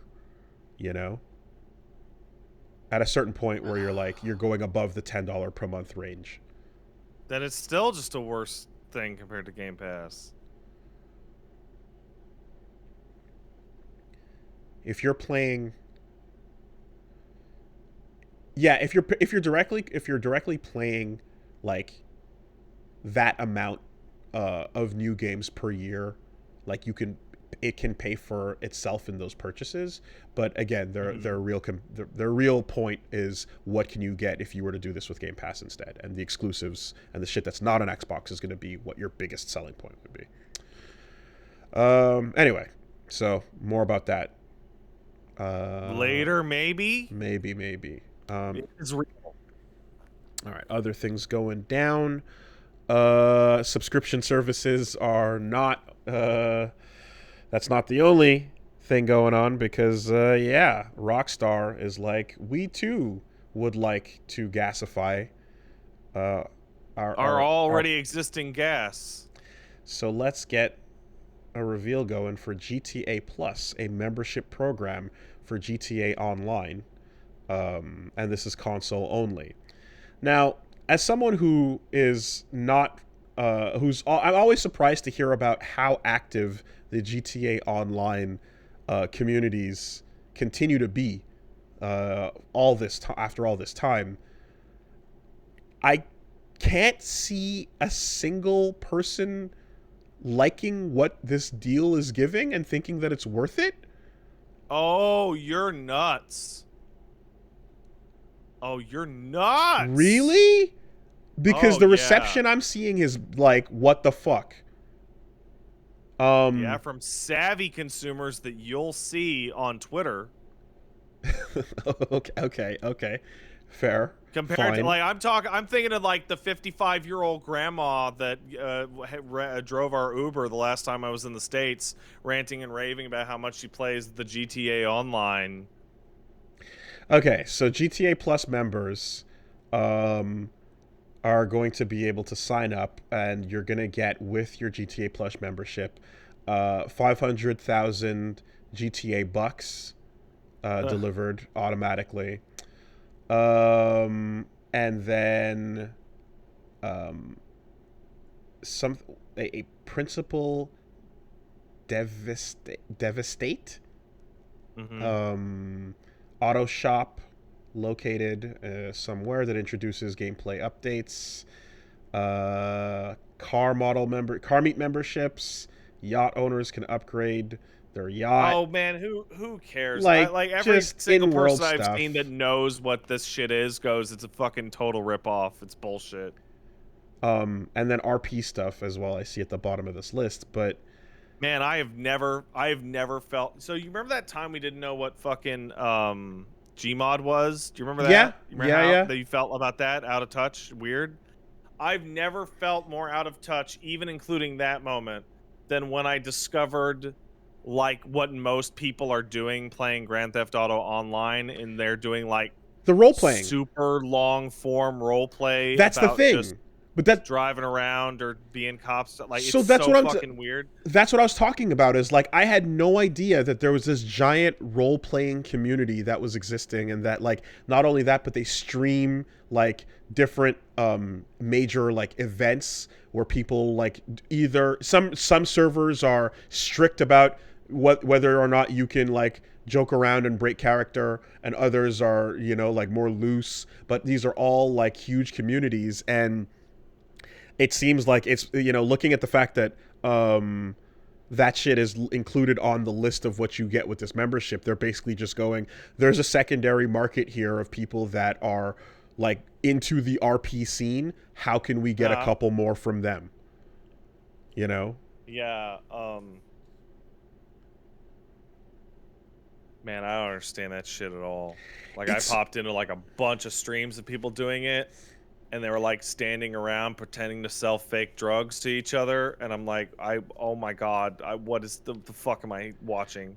it's so fucking, it's not weird, it's just so transparently shit whenever something has an unexpectedly long tail end to its life with a Yeah. game, and then, like, fucking, marketing man comes over and goes like, oh shit, how can we find a way to recharge these people for continuing to love this product over Mm-hmm. time? I mean, shit, the fucking when there's like, oh, the Capcom tournament rules or whatever that like from a little bit before was like they announced like some rules for like, oh, certain size tournaments, if there's a prize pot above a certain size, you've got to be officially you got to be officially like approved or whatever, and it's just complete horseshit. Where I it's have just to like say, anyone that likes your game enough to play it more than the people who just do a couple weeks and then phase off of it shouldn't be yeah. punished for liking the game and continuing to play it. Well, I mean, they're not punished by just not buying this. No, Right. no, I suppose not. No. That's true. That's true. It's a scummy fucking look, I suppose. I'm just like,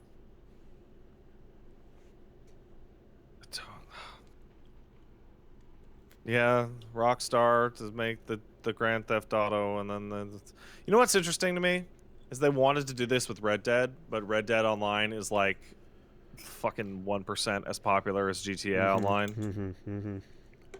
I'm gonna assume flat. It's just it doesn't have cars in it, and people like cars. Like the way People would rather fuck a car than a horse. I discovered the existence of GTA RPing because like it was a recommended like Reddit post that's like a part of a popular community that's it was like there was like shit popping up on like it was like live stream fails or whatever, you know, that were just being recommended, and I'm like what are these? I'm seeing acronyms that I don't understand.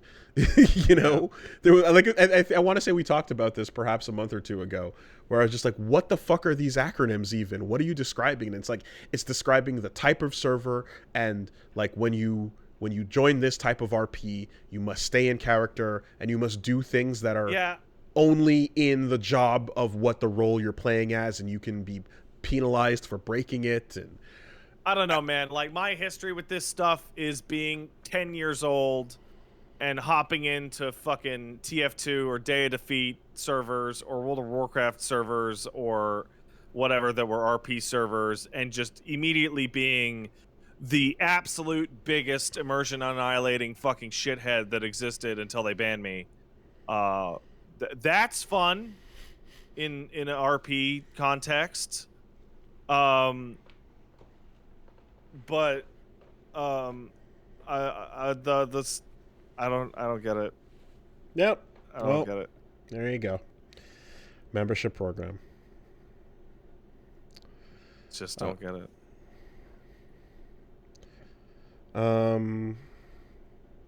Yeah. Then there was a little touch on this not to... I'm sorry, I just saw people going, oh, so Pat was that guy. I'm like, oh, right, yeah, no, that's a whole archetype, isn't it? Ruining the RP? Yeah. I mean, doesn't every MMO have an RP server as well with that level of like... So it depends. It really does depend. World of Warcraft and Final Fantasy have RP servers, but it's definitely not like every single MMO has an RP server. And FF14 has a really weird scenario. I don't know if WoW has it, but like when you match up for duties, you'll match up cross server, so people from the RP server that take it really seriously will just match up at random with other people during like a dungeon or something, and there'll be people that have like the really annoying folks will have like every single time they hit a button there's like a text macro that comes up with some gigantic long anime fucking cringe shit, and like it's either met with like dead silence or like very blunt mechanical like spin the boss over here, put him to A, blah blah blah. And like I've gotten to see my favorite interaction where somebody pretends they don't understand the game terms because they're not an RP language. Oh my and god. just hell just bursts forth and people get so mad. Okay, no. Great. If you are not automatically going to be matched up with people that are also opting in on that server, and you continue to enforce your rules, you're an idiot. Oh my god. You deserve Like, everything. I'm not gonna respond to you if you keep talking to me outside of RP terms. You And it's deserve like, everything you get okay. if you know what's happening and you try to enforce it. On the flip side, RP servers is where you get all the funniest character jokes. Where I think you probably even saw that fucking guy who just ran an account called Tablecloth. No. That was he parked a lalafell on top of a table in a popular area and called it Tablecloth and just left it there for weeks. Does do the RP servers have in-game official recognition of that, or is it just a community understood soft rule? As I have not rolled on an RP server ever, I believe, oh god, I believe there is a certain... Can you load into Balmung and just start playing it normally, and it's like there's no rule, like you don't pay my sub, I can do what I want? Or is there a message that tells you, hey, this server's different? I think they are enshrined. I think Balmung specifically is enshrined as the RP server, and I believe you can tag your character as an RP character. Okay. There's an in-game mechanic for this. Okay. And if you went to an RP server and started to just start screaming at the top of your lungs about your Xbox for 15 minutes... like, it's possible that somebody would come, like a mod or a GM would come over and be like, dude, come on. Stop. But, like, what if you don't know? What if you're just playing for the first time and you're like, ooh, that's a funny sound. Balmung? I'll go there. Right? What if you just don't know? And then you're like, I'm just playing my game. What's going on, everybody? You know, what's this? I'm just enjoying what I paid for. I'm under the impression that it would work itself out within about 10 minutes, one way or the other. Either they would leave, they would get annoyed, or they would just go, "Oh, okay," and just chill, or they would pick a different server. Or now, when the people of Balmung come to chastise me, will they do so in character? Depends. Good sir, my lord. Hey, listen. Hey, so a lot of people get like a lot of people get mad when I criticize specific FF14 servers because we understand not the language with which because they have like a attachment to it. I don't know. I just think it's fun. But what I will say is that your worry, you knave. Wooly, the worry isn't that they would come and complain to you in RP talk. The genuine worry is that they would look at you and during the conversation, they would mod you on screen into a big titty fox goddess with horribly deformed joints that breaks her own rigging so that they can take screenshots of you. Something that became so prevalent that they had to put a rules update in the game's TOS to stop modifying other people's characters and then posting creepy pictures of them. You can fuck with someone else's, like, look? Client side, you can. Oh, but not from my angle. No. So here's what happens. It's really simple. In the FF14 engine, you have a certain amount of models associated with players. You have a certain amount of faces associated with certain player characters. Fuck with the textures, fuck with the models. Yeah, okay. You swap those in for your big titty freakazoid mods. Okay. And so now everyone that uses the same settings as you do is walking around like a 2B with 10 pounds of saline. And then you take photos of them in creepy modded positions with your character with their name on them and then post them to the official forums. Yeah, okay. And people go, stop that! That's weird! Don't fucking creep out and fuck my character! And they actually had to fucking make a rules adjustment. Like, not only is modifying against the rules, but also don't fucking do this to people's characters. It's weird! On your own machine. Yeah, okay. And if you do it, shut up. It's creepy. No, like people would do that in real life in 2 seconds if you gave them the Black Mirror ability to. You can't control my eyeballs. I want Oh it. yeah. Oh, 100%. Yeah. Well. Well. Oh, okay. Apparently Min, came from Balmung, doesn't RP, and never had people with, that took issue with him for not RPing. So, there you go. Fair enough. Yeah, the vast majority of people genuinely are actually just chill and they'll just RP with their groups, and they go to that community so Okay. that they're more likely to find like-minded individuals that want to RP with their groups. That's good. That's good. I certainly hope it's not, you know, just a whole lot of lightning bolt energy. No, and in fact, That when they did is the that is server that is stuff, unsolicited, I should say, because you can yeah, lightning bolt with your buddies all you want. There's nothing wrong with that as long as they all want to play. Then that's cool. yeah, no, it's really rare to encounter the RPer that I described earlier. Like I've encountered 2 in 7 years. But when you see it, it's like a fucking unicorn, and you're just enraptured by the situation. And when they made it so that you can just hop servers like for a day, a little while back, like all the cliques fucking spread out because you don't actually need to be on such and such server in order to actually engage in this activity. Okay. Well, speaking of Final Fantasy, shocker. Stranger of Paradise is not doing that hot in Japan, despite What? being immensely popular in the West. It's But almost Japan loves Limp Bizkit. it's Don't almost as they? if the hypothesis was carried through and its conclusion was exactly what was predictable. It is what they wrote down, and it is what we got.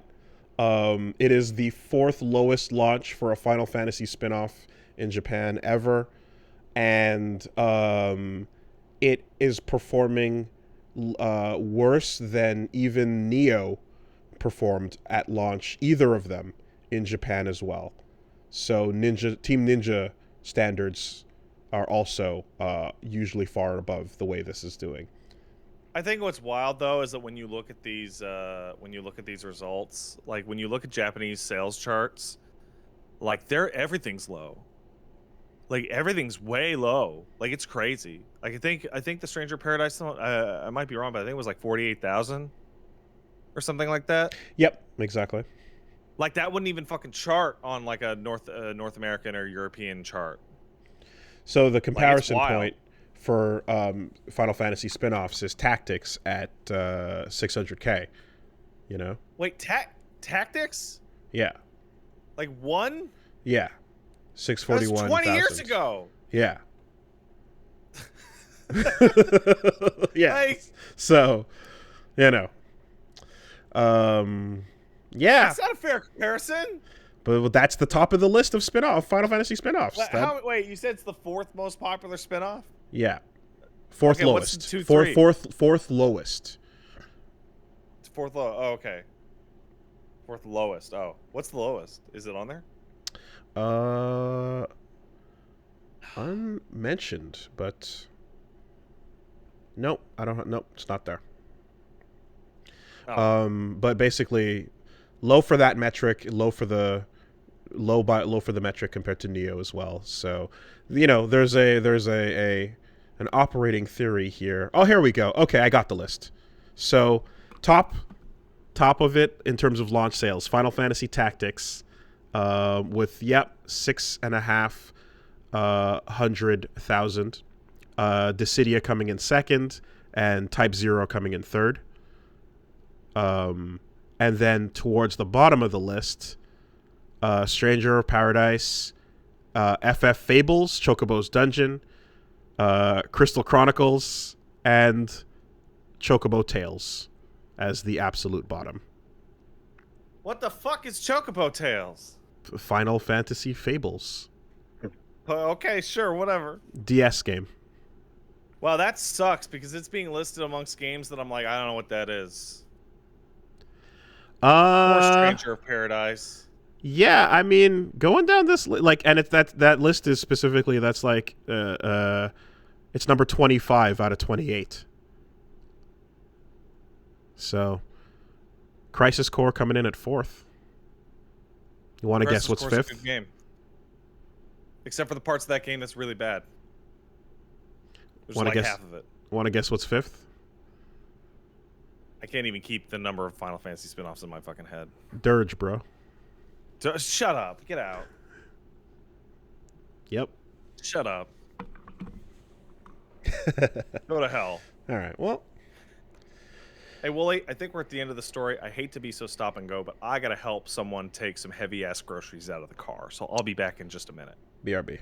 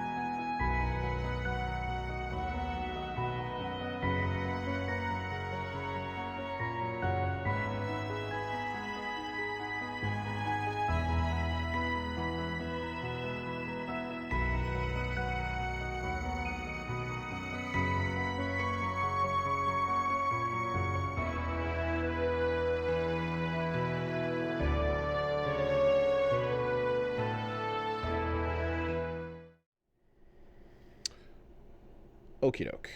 Other things going on. Hey, you know what? Actually, this is a news story slash question. Um, there have been a lot of One Piece games over the years that many people have not necessarily cared about. Is Odyssey something different from that? That bears Yeah, mentioning it's as One Piece opposed. Kakarot, but with That's what I was original thinking. story. I'm like, is this just Kakarot for One Piece? Yeah, but it's Um, a new story instead of a retelling. okay. So then there have not been other things like this in the One Piece catalog up till now then. Because I to be honest, I'm like, I know there've been a bunch of games from here and there, but not anything that I have necessarily tried or looked at. So One Piece game, new story from the original creator, Odyssey, and yeah, it looks like it's the Kakarot treatment. Look forward to this great adventure with these cool characters and some of the shittiest drawn antagonists you've ever seen. Although, is that series not perfect though for a game of like endless, like little 1-bit villain of the week style, people Yeah, to show 100%. up for quests and they're just like a weird new character shows up for a particular quest and that's it. Hmm. Although I feel like how like you can just take a normal human body and dress them up with an NPC character creator and that'll be fine. I feel like you're gonna have to go through the hard work for every One Piece villain because they don't No, tend they to have to share be shapes. deformed. They don't share shapes do that much, do they? No, Yeah. no, they have to be extremely deformed. Hell, if there was a One Piece character creator, like you would have to just give free reign over the size shifting. Like basically you'd have to be able to grab any given limb and stretch it like 300 to 300%, Well, yeah, that's Luffy's power. but not just stretch it, It's made out of rubber. inflate it Yeah, among that every too. axis. Yeah. So if I take a human being and then Blows in his thumb, he gets big, he blocks a cannonball. I want to be triangle shaped with humongous feet and the tiniest of heads. Okay, I mean, you can do that. Like that, I feel like that. Start with a geometric shape and then put a character inside of it. Yeah. Yeah. Okay. All right. Good. Cool. Luffy is like objectively very close to mouthful mode. Is that not what Luffy ends up being later on in that? Like, is the use of the gummy fruit stuff, his powers don't just become mouthful mode? The whole thing was actually like one of the worst things, one of the worst like body I ever saw is the Jake suit from Adventure Time. Oh yeah, where he just squeezes all over. Yeah. Where Jake just eats Finn and Finn just puts his arms and legs out and his head goes over. Well, did and you I'm see... like, could Luffy do that with someone? There's one where Jake does a full-on transformer and like he drops on top of Finn and like folds him inside of himself like a car. And then Jake becomes the vehicle, right? And Finn gets flipped into the Jake car, but his face is like, oh, like he has a look of horror on his face for what just happened, and they just don't acknowledge it and drive off. It's great. Yeah, that's what you need. It's just like, no, we're not going to talk about how that wasn't cute at all. That was horrifying. If Luffy ate and piloted Zoro, would they still get lost? Because I mean, yeah, I don't know. I don't. Like, there's whenever you make a stretchy man, whether it be Mr. Fantastic, Plastic Man, or Luffy, you have to start finding creative ways to use those powers, and it is impossible to not hit horrible vac bed territory after a certain amount of time. They're all gonna end up there.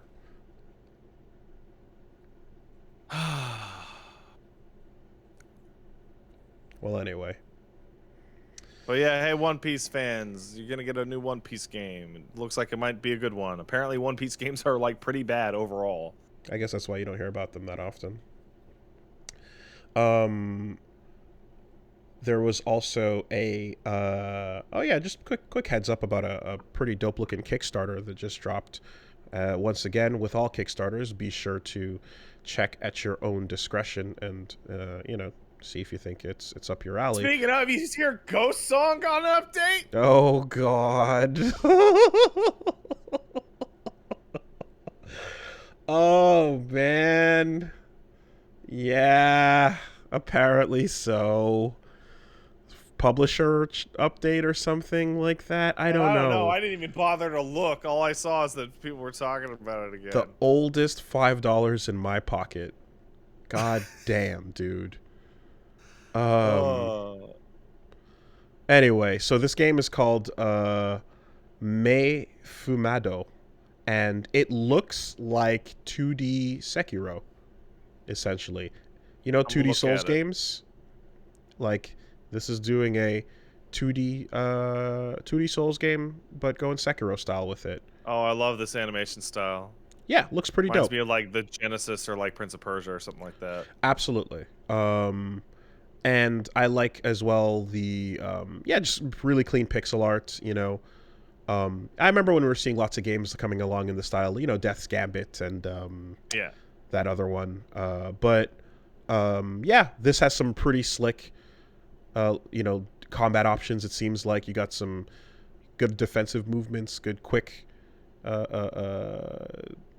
some platforming and some pretty cool looking executions and stuff. There's at one point he flips and decapitates a giant troll as a samurai that looks pretty much like a Sekiro boss kill. Like it's right on with it.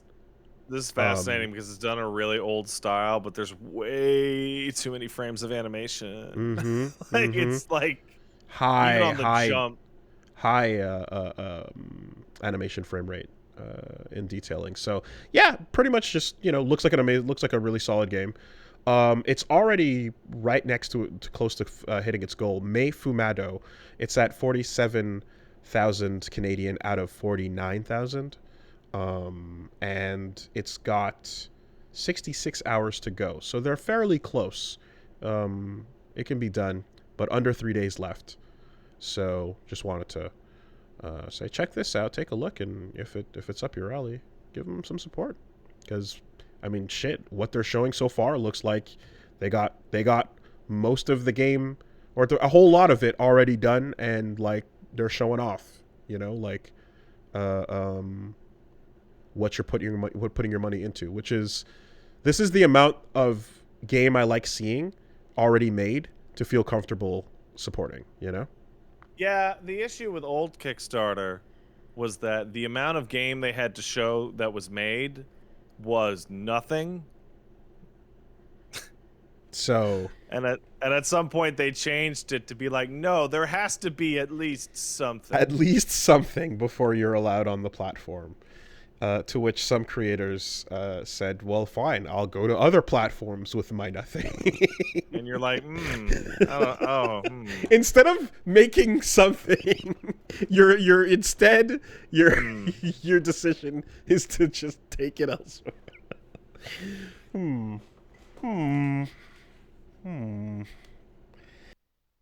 I'll take this shit to Fig. Excuse me. So Meifumado, check that out. Suicide Squad, Kill the Justice League, delayed till next year.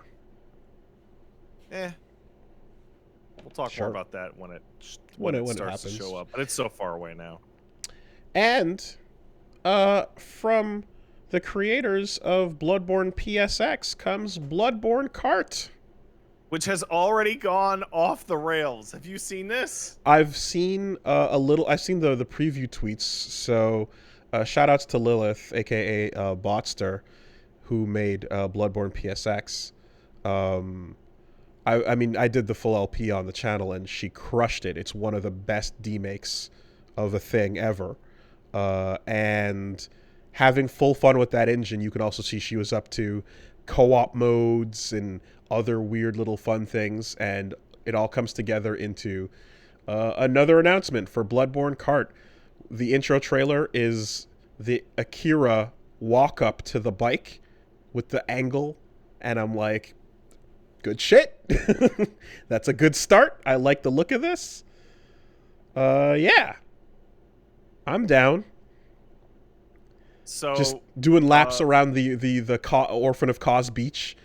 they You put know? out a tweet that was basically like had a second video for BloodborneKart, and it was help. I'm supposed to be making a kart game, but I added shooting controls and aiming mechanics. And if Yeah. you go to their website right now, they have the battle type prototype up of the BloodborneKart battle mode where the hunter's doing fucking drive-bys on a target. Yeah.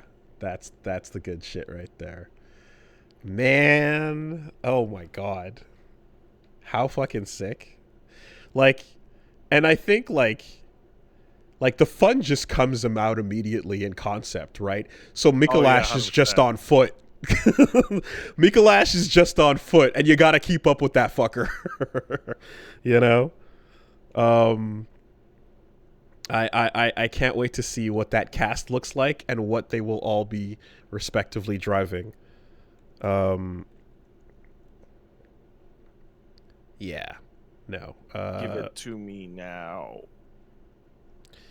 Yo, I want to play pizza cutter wheels.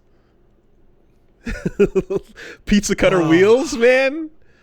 Right? Yeah, that'd be like a motorcycle. Whirly gig bike. Right? Yeah.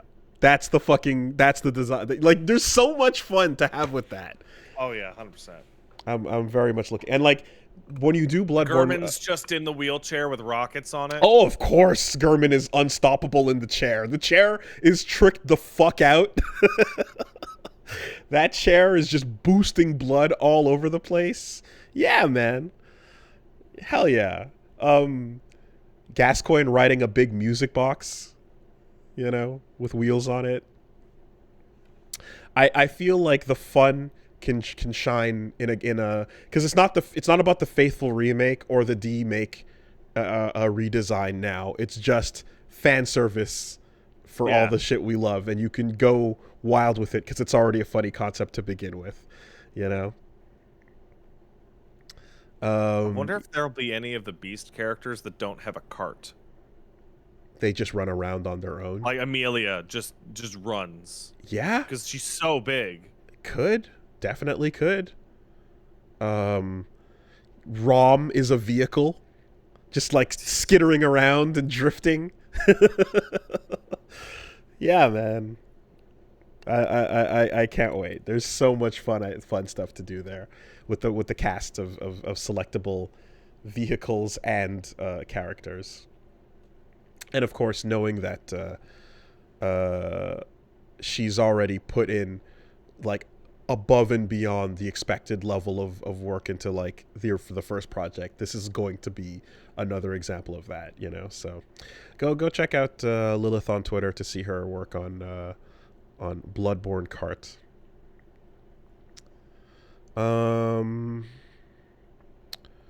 That is coming along. Just an update to something, but the Steam Deck is now in people's hands, and so there was an initial report when Jabali did a test to see how viable this would be for, you know, for let's say tournament setups to do like FGC. To do fighting games and such, plug in two sticks, because as we all might recall, the promotional material literally showed off a running copy of Strive with two arcade sticks plugged in, going, hey, look at what you can do with your Steam Deck. Well, it turns out that no, you can't, because not only do most fighting games not run well, or without issues, run with issues rather. Strive specifically has a bunch of textures that don't load. So when you start the game up, basically you end up having weird looking, almost like the color bars on an old TV set, just popping into the character select screen to various forms of versus mode. Like, it just doesn't run. They've managed to get some functionality out of, I think, like single player, but it's so weird that was advertised as like, you know, a game in the promo for it, but it's not on the list of. I forgot what, there's a hashtag called Great on Deck is what it's called, and like if you advertise your game as Great on Deck, it's supposed to be like good to go. But the only fighting games that run quote unquote great on deck are Skullgirls and Them's Fighting Herds. It turns out just about everything else is kind of struggling.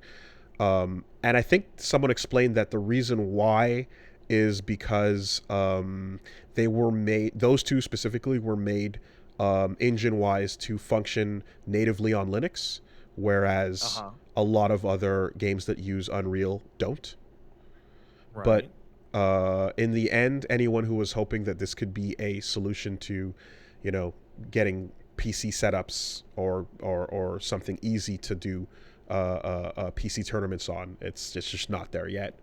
I don't think it's ever going to be or there. at all. Yeah. Bummer, man. At bare minimum, you hope for like at least it'll run like in a semi-decent state so that you can just practice combos or something if you wanted to, because that's ended up what the Vita version of Marvel 3, like you're not going to take that seriously, but it does have hitboxes displayable in training mode on that, and only that version of the game. So you then get that in order to do your labbing, and that's God, that was such bullshit. They know what they're doing. They're basically, it's like it's selling frame data. It's just they're hiding something you want in a version you'd never buy otherwise. But yeah, in that case, at least the game worked. So, and then lastly, we have some Elden Ring diggers that are reporting that in the files of the game, there looks to be a number of icons and specific art that references the game was going to have a bestiary. Yeah, I saw that. It's like there's both like gray and like black icons for every enemy in the game. 64 unique icons ranging from regular soldiers, nobles to animals, demi-humans, godskins, and some unrecognizable ones. No major bosses, but there was going to likely be a bestiary, and the game fucking totally would be awesome to have one. Dude, I would love to have a bestiary in this kind of game. We've got a map that's, like detailed in a way that it would be awesome to flip through pages of, profiles and descriptions for things. Because again, that's where some like the Grim would be able to shine through as well. If you wanted to have like, you have your item descriptions up to that level of detail. It'd be really fun to see them written on the animals and the things you encounter as well, of which there's so many, and then contribute to the lore. Why are those K-Lid dogs like T-Rexes? What the fuck is happening with those K-Lid crows? Sucks, dude. That's why. Because K-Lid sucks shit. Of course, but what specific type of suck? Yeah. Well, all right. I saw some folks digging through Elden Ring, and they found something else. The 6 divine towers? No. So I found a divine tower, I suppose. Okay, well there's 6, and they're equidistant. They form a little circle, right? Well, if you use a ruler and a pen, you can see that they and draw a line through all of them to each other. Right, you can see that the point in the dead center of the Divine Towers is a big, super dense cloud in the center of that little lake that's right in the middle of the east of Liurnia, north of Limgrave.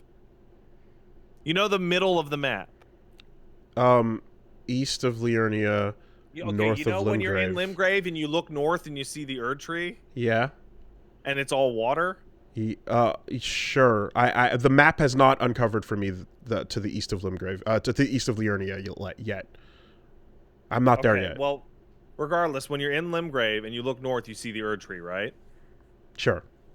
And there's water there. Yes. Okay. Right? Around that is 6 divine towers, and at the dead center is a weirdly super in-game dense fog that you can't see through. at all. And when you get closer through it with no clip, you find out that there's a giant section of that ocean that is a completely unused square. Like there isn't even like water there. It's just completely textureless, gigantic square, dead center, which is probably where the DLC will go. Okay.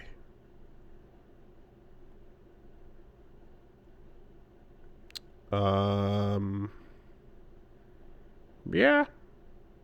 That's pretty much it. Oh, you don't have Crunchyroll on here? Hold up. That was their... Oh, it's sub only now, right?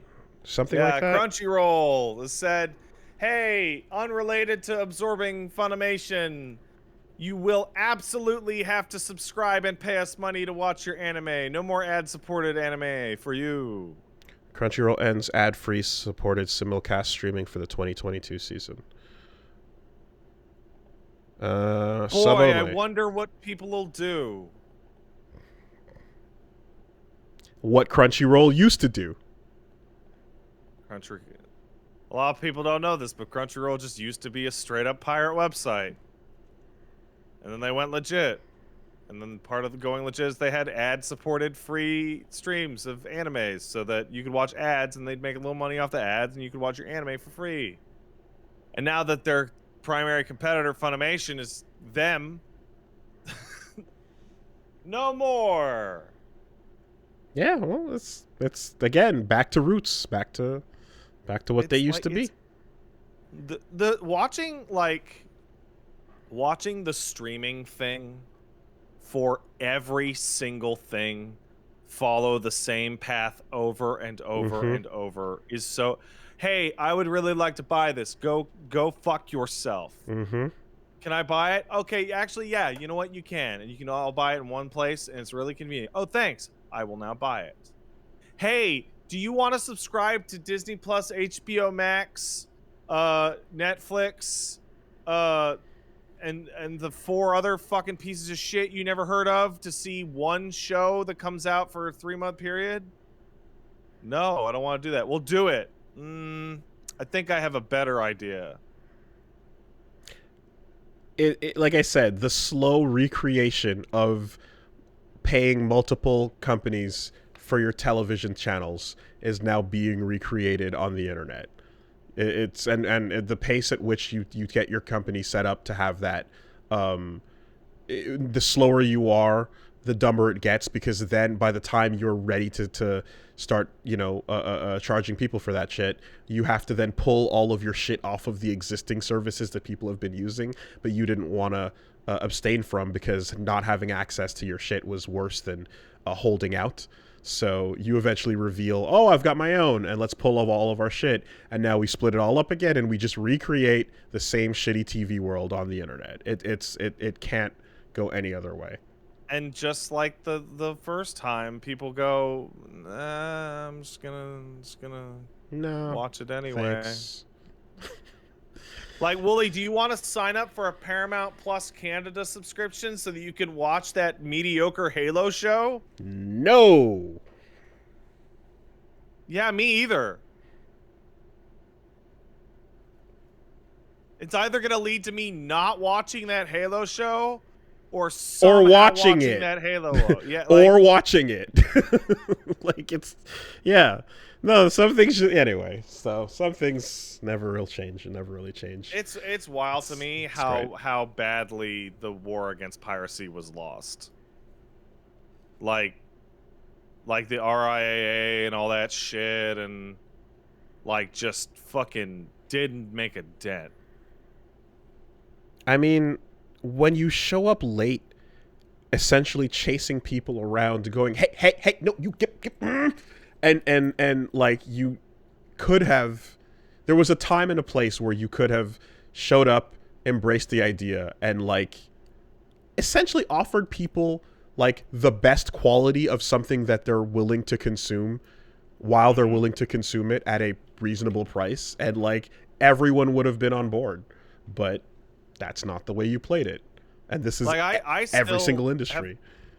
have the situation where it's like if I really like a TV show, I would like to buy a digital version, When which I look for the vast majority of shit is just completely impossible. So when I go to look up when I go to look to see any given movie, for example, I go to rent it. I'm like, yeah, I'll go. Let me look to see if I can rent it. Like that's my first instinct, you know.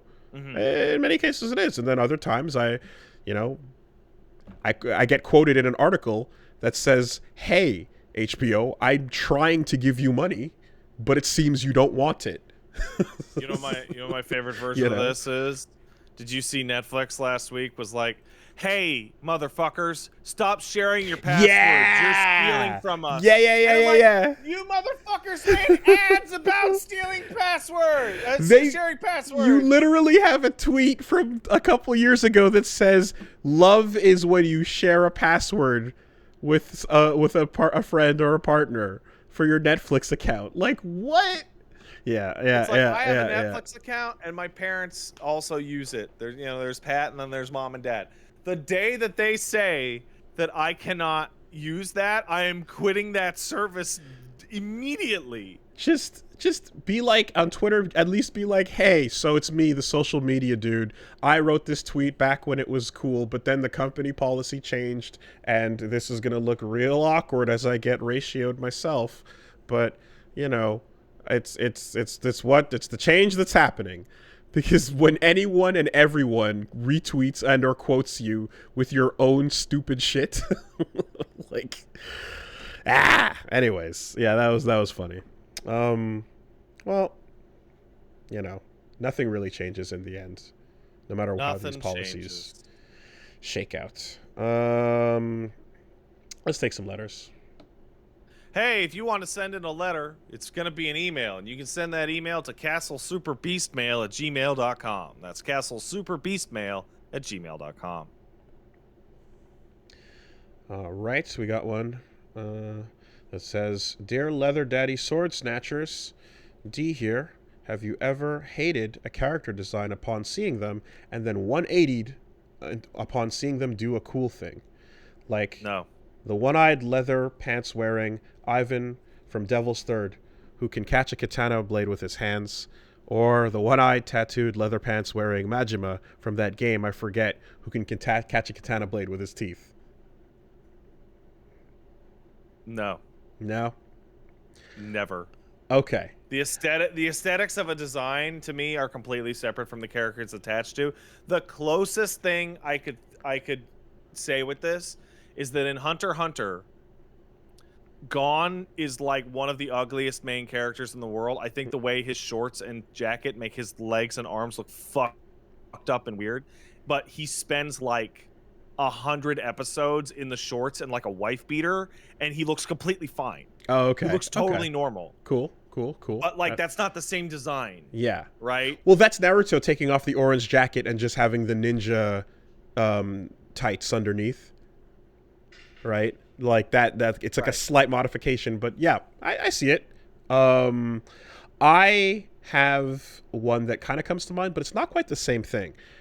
But the closest I can fit to this, because I as well I do separate the characters' actions from their aesthetic. King Catan. When King Catan first shows up, I felt like I like the character. And then you have the actual fucking Ganmen. I feel like King Catan kind of fills this role as like the second fiddle, the goofball, boss Borat kind of energy, but he still has these badass moments, like the shotgun, for example, and like it's a thing where it's more of a gradual. You okay? I'm just waiting. I have something to say about King Catan. Okay. It's more of a gradual like escalation throughout the series, but yeah, King Catan like obviously gets his finale, and when he does, it's like, oh shit, that solidifies you as like fucking sick. You're one of the champs. I still remember when I went over to your house, your apartment, many years ago, and you were watching Gurren Lagann before I showed up. and you had it paused on the screen. And I walked in and looked over, and the screen was just the Khitan mech, like full frame.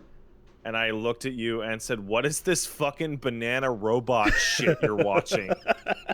And you looked like you were gonna have an aneurysm because you were like, "It's the coolest thing." I'm like, "Whatever, baby." And then I like went into a different room. Yeah, okay. I'm sure. Checks out. That probably happened. That like I remember it so. You're a banana. What? Like I'm like he looks like a stupid banana robot. Whatever, stupid thing. And then I watched Gurren Lagann later, like months later when somebody recommended it to me, and I'm like, oh, there's that banana robot. Oh. Yep. That's the closest thing. Is the banana robot glows the fuck up, and it gets real cool. It's okay. Like, No, it's cool. It's fucking cool. And don't forget the multiple forms as well. Like it. Yeah, but they all the forms in Gurren that aren't Gurren, they all look pretty similar. He's a star. He's a star. Star banana. Yeah. We got one coming in from Ollie in the UK.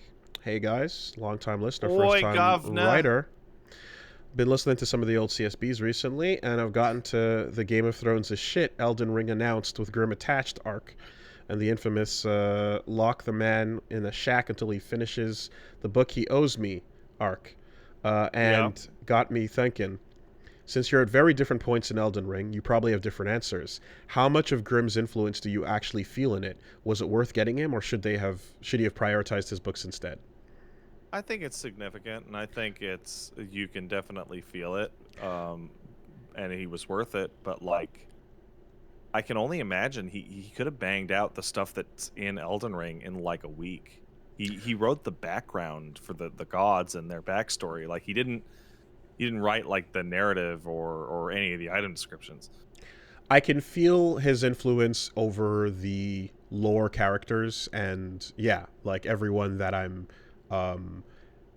being told about, the bosses, that I'm probably gonna meet, and the round table stuff. Like I feel as if like you can sense his influence there.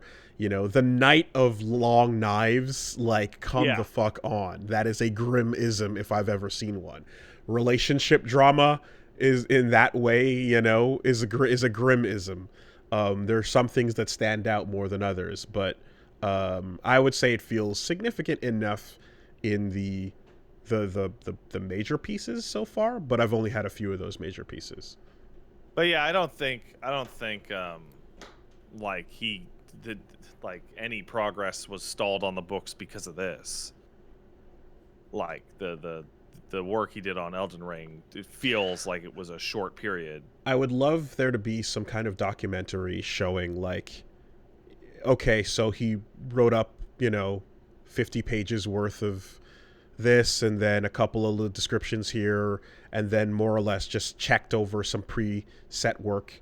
Like, did he walk through like Lucas in a golf cart, and did he roll over and point at Talon and Maul and go, they're friends, and everyone went, oh, and then there's like, okay, and then they solidified it, Did he grab a handful of characters and go, God family, our family, yeah, he picks up family. The action figure of Melania and goes, what if Stinky Lady? And then we just go, oh, okay, yeah, thanks, Grim. Yeah, I would love to see a documentary of a day in the life of George R.R. Martin, and it's like get up, take a shower, do all that stuff, have breakfast, watch TV, okay, then go into the writing room and just piss all over the writing room, just piss everywhere, take a dump, smear it on the old copies of books around, go take a shower. Like, not even enter the room, stand at the door frame and launch his fluids into the room without entering. Let's see if I can get it on my desk. I refuse to enter.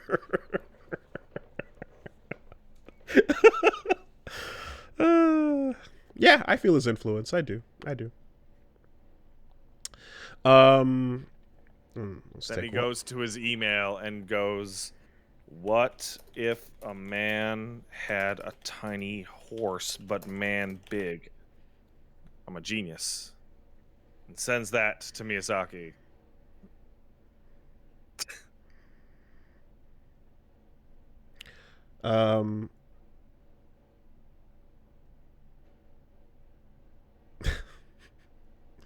What if phase 2?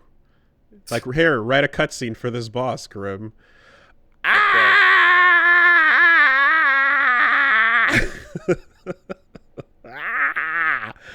All right, here, we got one coming in from Geo the Game says, hybrid genres made too early for their time. Hello, WP of Castle Super Beast.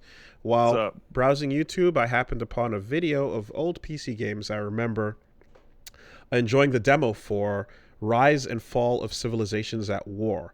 It was published by Midway, and the game was developed by Stainless Steel Studios. It was a hybrid RTS and FPS. You could manage your base and units like a typical RTS, but you also had the ability to control the hero unit directly. Camera would shift into a third-person view. You could move around and slash and shoot enemies in buildings. I remember it got middling reviews, but mostly because Midway ended up closing the studio mid-production due to no funding. Can you think of other games that mashed together two genres that you thought were cool, but in the long time didn't spawn copycats? I've mentioned it a bunch of times before, so you probably know where it's going, but Sacrifice is what comes to mind right away. That's the game that I played on PC way back when, where you're playing third person running around, but you're also RTSing your base and your units over to the enemy base as you are on the battlefield itself as well. And I'm looking at this Rise and Fall game, and it is pretty impressive for the time, but at the same time, like, this general genre never caught on. Like, this went on to become, like, a Brutal Legend I was about to say, Sacrifice as well went on to become Brutal Legend. And that's the end of that. That game also didn't hit. Yeah. It's impossible to not also think of, for me at least, Guilty Gear Overture. You know, as the proto-MOBA. But all these types of things kind of hit that same... You're third-person action or first-person, but you're also doing strategic things and controlling it from a on-the-ground point of view. Max Anarchy is ahead of its time. And I'll say that until a game comes out that's just like it, but people care. Wait, that wrestling game you played, isn't Rumbleverse. That, like, pretty close? I was about to say Rumbleverse is the closest you're gonna get, dude.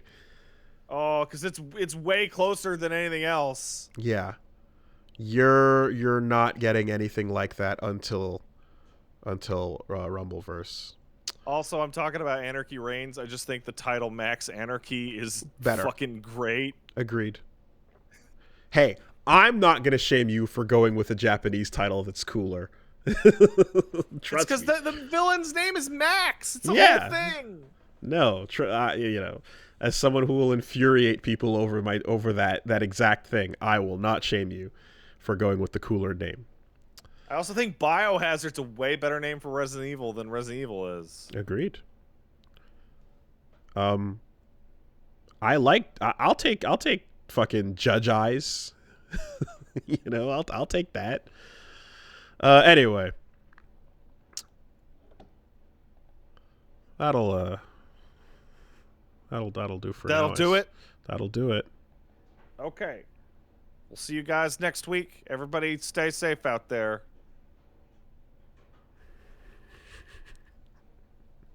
What are you laughing at? What are you laughing about? I see it. Just a little tweet that's yeah. just saying, you know, well, Chris Rock was lucky that all the other dudes banging Jada didn't rush the stage. We'll see you next week.